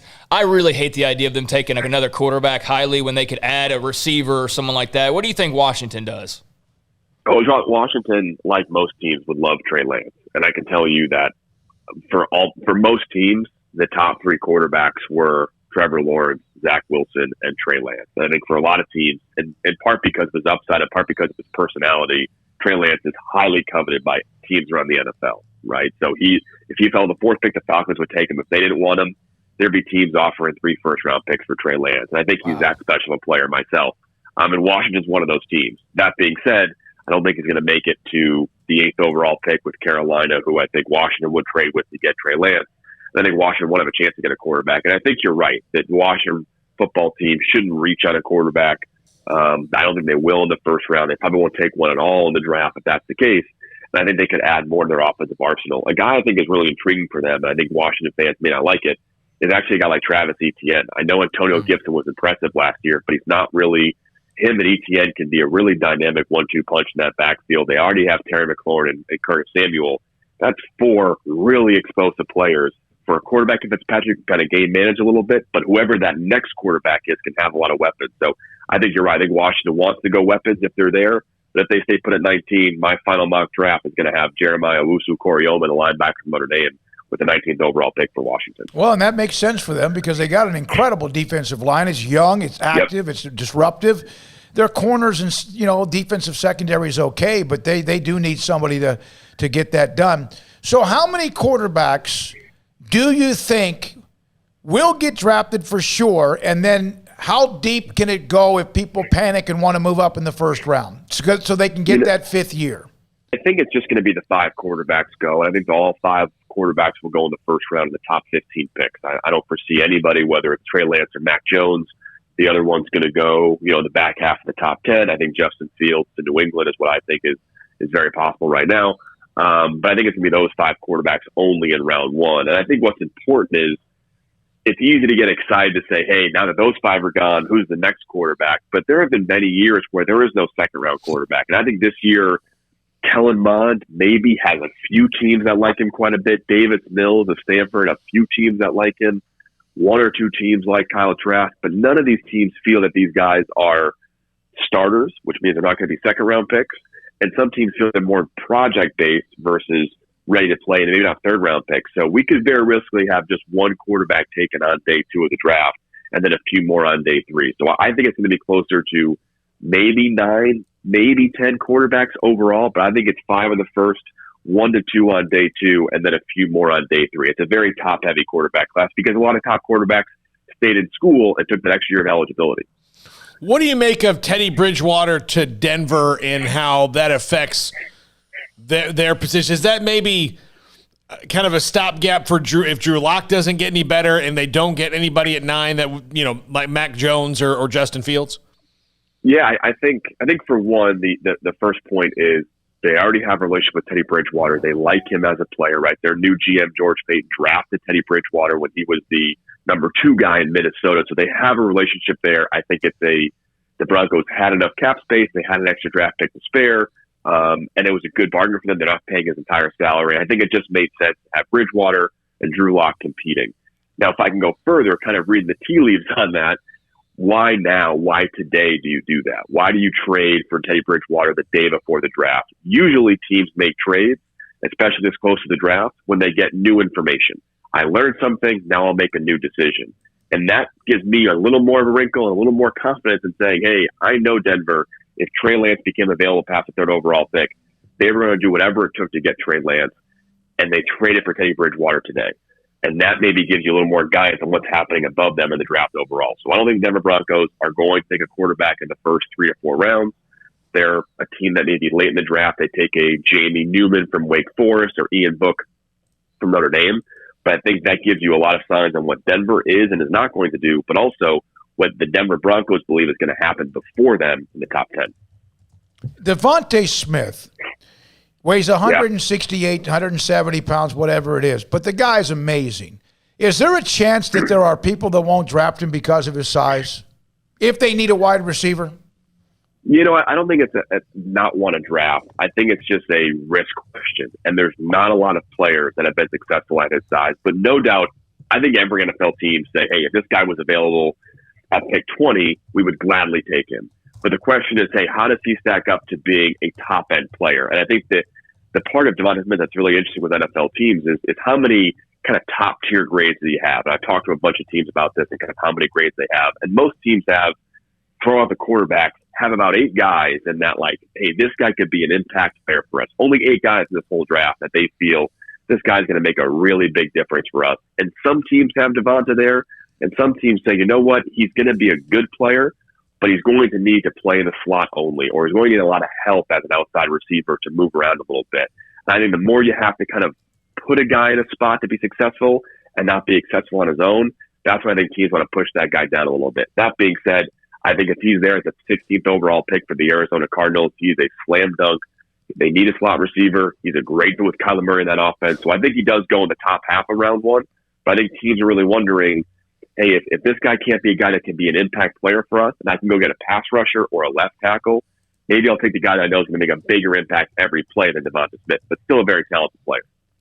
Eric, what are your thoughts on Zaven Collins out of Tulsa? Not often they produce, high-level D1, high-level draft picks, much less a first-rounder, and I'm seeing him in a lot of these, late first-round type of mock drafts. So what are your thoughts on the young man out of Tulsa? Love him.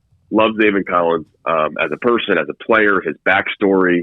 He was a small high school player in Tulsa. He played everything for his team and ended up as growing into his body. Tremendous young man. I would say if I had to pick one defensive player in this draft to be a eventual Hall of Famer, which is pretty generous to say. I'm not saying Zaven Collins will be a Hall of Famer, but if I had to go bet on one, it very well could be Zaven Collins. And I think his body type, the way he plays, the impact he made in every possible way as a linebacker this year at Tulsa. Like he had interceptions for touchdowns, he had sacks, tackles for loss, cross-field tackles, vertical coverage, incredibly impressive guy. I think he's going to go absolutely in the top 25 picks. And I would say if you're making mock drafts, definitely somewhere in the top 20. His floor is probably the Pittsburgh Steelers at 24. He's a great fit there, but I think he probably goes somewhere in the top 20 picks. An outstanding talent.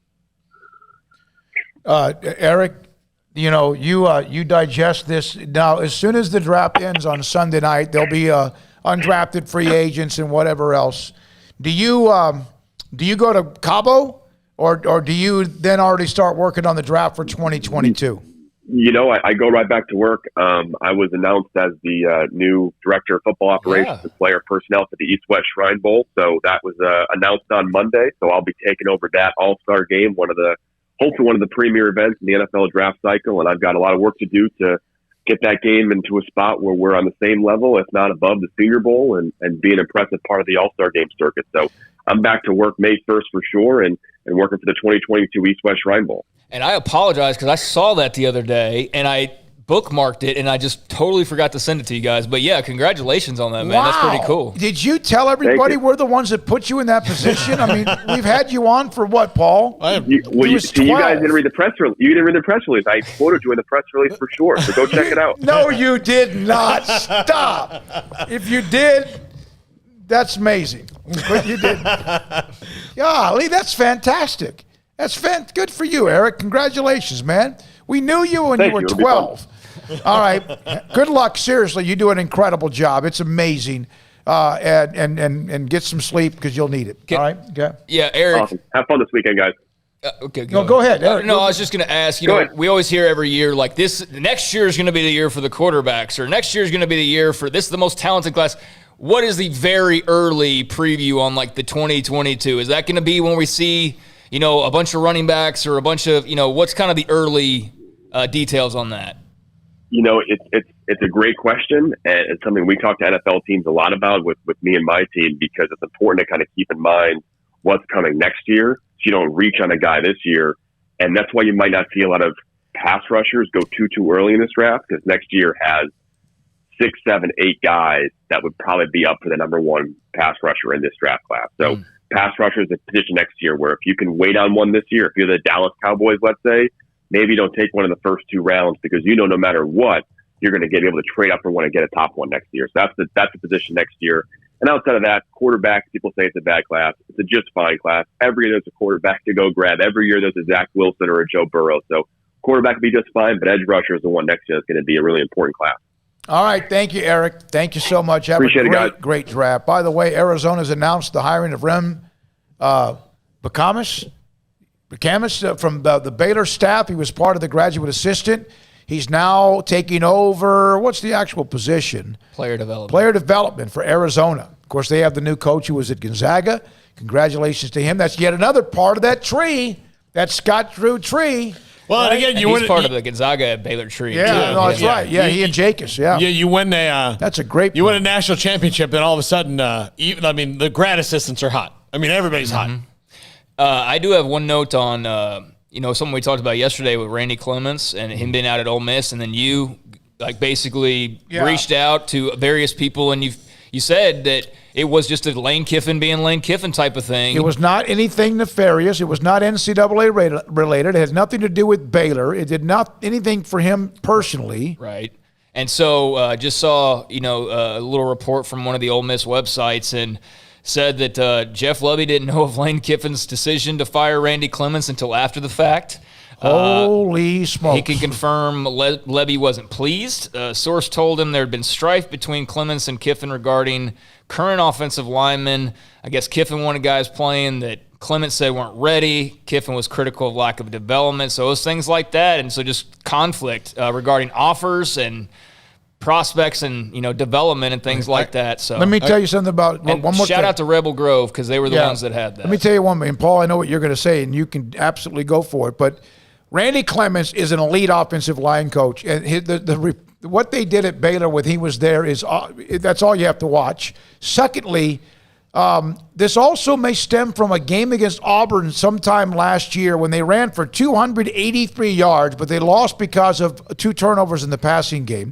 They led the SEC in rushing yards per game, and they were like somewhere in the top of the country in pass protection. So this is not a Randy Clements not understanding talent or finding the right people to offer. But, Paul, go ahead, because you said this yesterday. I gotta say, I'm kind of between the top 5 on Monday and this. I'm on fire this week, so I don't know what else I can do. I do think this. Randy Clements is one of the... Can you pat your back? Yeah, I'm just going to say. You're right about it, though. I'm on fire. Absolutely.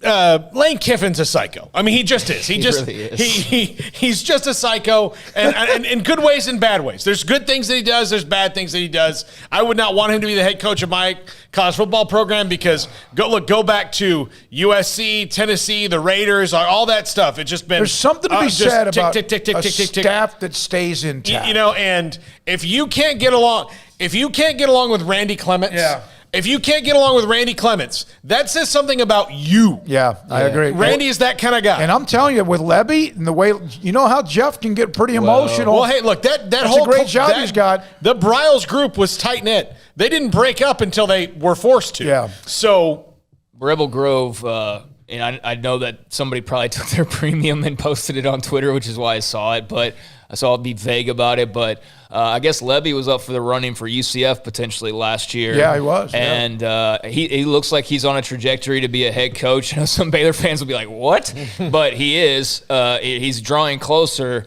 And, had he taken that job or been offered that job, then Clements would probably – so that's probably, what will end up happening is they'll get back together with Levy as a head coach or something. Absolutely. We got to take a break for Paul's 5 at 5:55. We only have 3 minutes, so we'll just fill. Okay. All right. So, I was saying that I think, Levy will probably be a guy you start to hear for some jobs, like a UCF-style job, and that Clements would probably be his first hire, I would think. But that was one note that they had mentioned. So I guess, this was just – and they, no NCAA stuff, no, none of that, just personalities. Jeff Levy has turned out to be a really good coach, and he was good when he was at Baylor under Coach Prowse as his father-in-law, and, of course, a lot of these guys have moved on. But wish Randy Clements. If I was a coach and I was uncertain about my offensive line coach, I'd make a call to Randy Clements like yesterday. Yeah, for sure. Well, and Sam Pittman, he's already got, and Sam Pittman knows the offensive line better than anybody. So, but in that offense that he's running with Kendall Browse as offensive coordinator, look, if you want to I would bring him on at least as a consultant for a year or whatever they call it. That's someone who can build back an offensive line in a hurry and find guys who can at least stand upright for 60 minutes. Yep. All right. Here we go. Oh, Mark Emmert was extended. And a lot of ADs, there's a lot of people that didn't even know this was going to happen. I saw Nicole Arbach report this.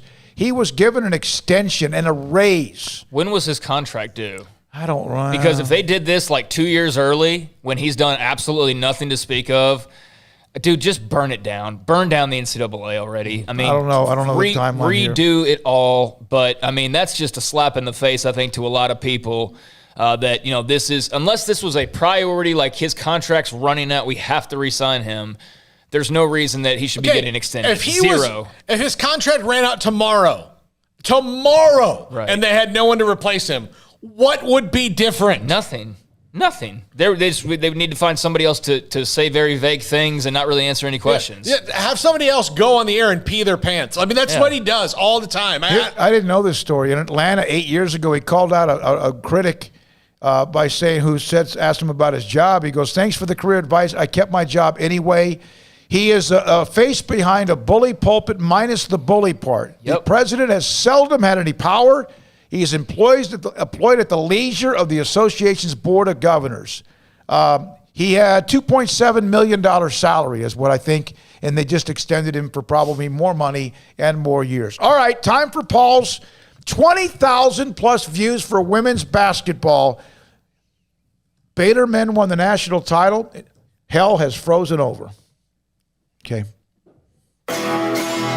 This is Paul Catalina's Top 5 at 5:55. Brought to you by Slapsticks Comedy Club. By the way, when this goes online today, there will be links so you can buy tickets to the 7 o'clock and 9 o'clock shows down at Rogue Media, 715 Washington Avenue. Saturday night, I'll be doing improv at 7 and 9 o'clock.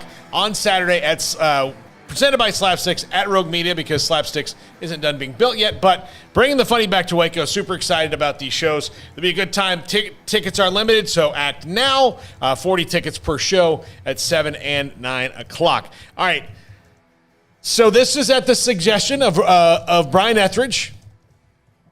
Sent me a text last night and said, you should do this. And so I said, of course. He's the one who brought us on here. This is a great suggestion. Top 5 women's basketball coaches Baylor should not hire.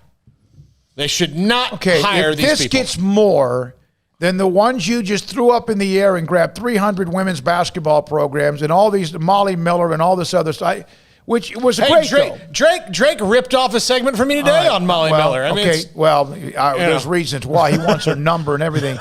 But here we go. All right. Number 5, Jeff Mittie, Kansas State University head coach. Very well-dressed man. Very well-dressed man. But he and Kim often clashed, especially when he was at TCU.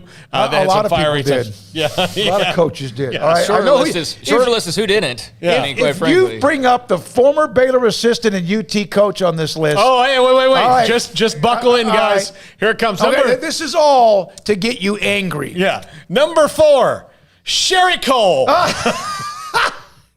Yep. You don't want to bring in Sherry Cole. That's such an icy relationship. I think Sherry's down the road. I will tell a quick story, and I can tell it now.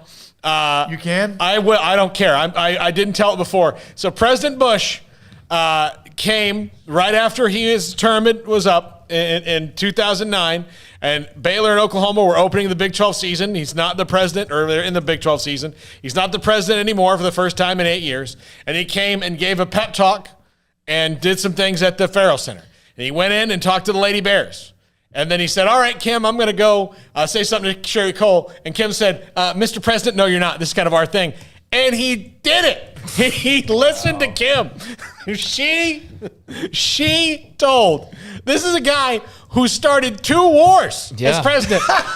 And when told not to go, what does start wars? I know, but I was really confused by just the Sherry Cole downfall at Oklahoma. Not that it was big, dramatic thing, but she was the hot coach for a second, and then I don't feel like I'd heard anything about her for the last several years, quite frankly. Yeah. They were just kind of middle of the road. I know they got a new coach and all that, but that would be funny. All right, number 3, former Texas Tech and current University of Alabama coach Christy Curry, who said, and I will say this, one of the most ridiculous things I've ever heard in a press conference in my life, after Brittany Griner tossed Jordan Barncastle from the baseline to the free throw line after Jordan Barncastle was goaded into hitting Brittany Griner by Christy Curry. Christy Curry said in the press conference, I'm just happy that Jordan Barncastle didn't get hurt.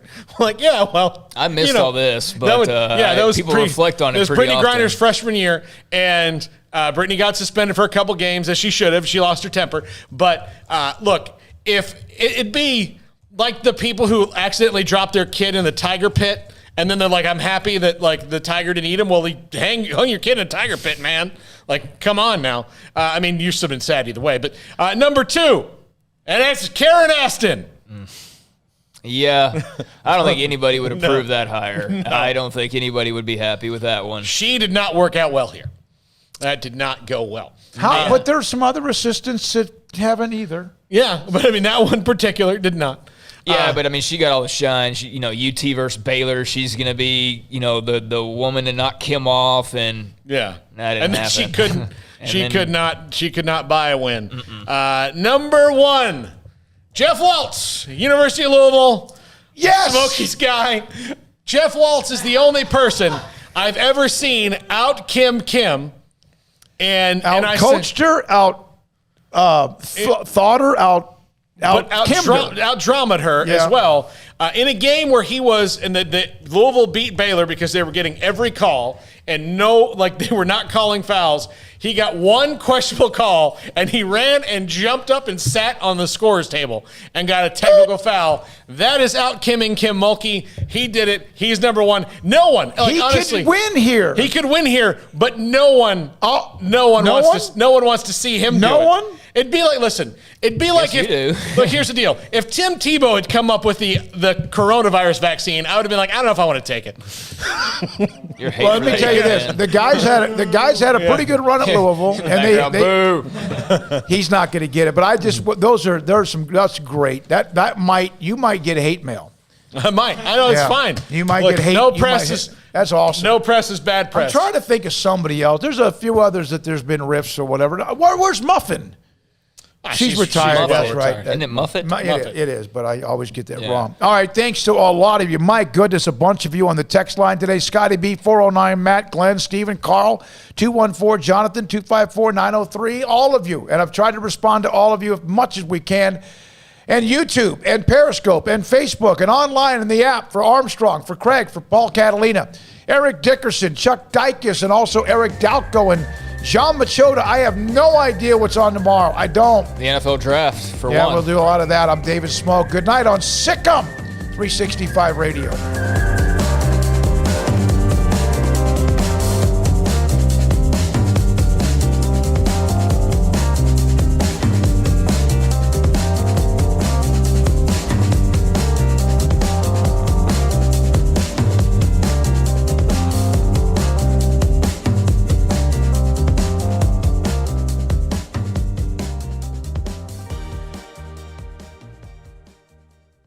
I hate my job, but I don't mind getting up in the morning. I dread each day, but I can't wait to get out of bed. You ask me why, and what I'll say to you is true. Well, you can get breakfast tacos at Rudy's Barbecue. Scrambled eggs and brisket, they ain't fooling around. Salsa drap, son, they're the best in town. Barbecue for breakfast, yes, it's true. Put a smile on your morning at Rudy's Barbecue. Next in line. Texas Farm Bureau Insurance has been proudly serving Texans across the state for over 60 years. Call 254-772-8090 to find an agent who will provide a free review of your auto, home, and life coverage. Boozers is the wedding ring store and more. If you're ready to get engaged or already married and want to upgrade your wife's ring for a special anniversary, Boozers is the place to go. With the largest selection of premier quality diamond engagement rings and wedding rings in Central Texas. They have 7 cases with over 300 styles of rings from top designers like Natalie Kay. Choose from yellow, white, or rose gold, plus beautiful top quality loose diamonds. With an in-house jewelry, they can also custom make anything you want. Bring in a picture or drawing and let Boozers create your one-of-a-kind pendant or ring. They can even use some of your old gold and diamond jewelry to create something new. At Boozers, you'll find a great selection of quality timepieces, and Boozers is the place for expert watch maintenance and repairs, too. They specialize in expert Rolex watch repair for fine jewelry, watches, custom work, and more. Go to Boozers on Valley Mills and Lake Air Drive in Waco. Boozers, the wedding ring store and more. Ideal MRI is a small family business right here in Central Texas. We're open to support you while lowering the cost of healthcare bills. When you need an MRI, ask your doctor for an Ideal MRI. Visit us at idealmri.com or call us at 833-IDEAL-MRI. Stepping into the boots of a U.S. Army officer can add confidence and leadership skills to your son or daughter's career path. See all the things they can achieve in our boots at GoArmy.com. U.S. Army Waco Recruiting Company, 254-598-8131 or 254-776-1543.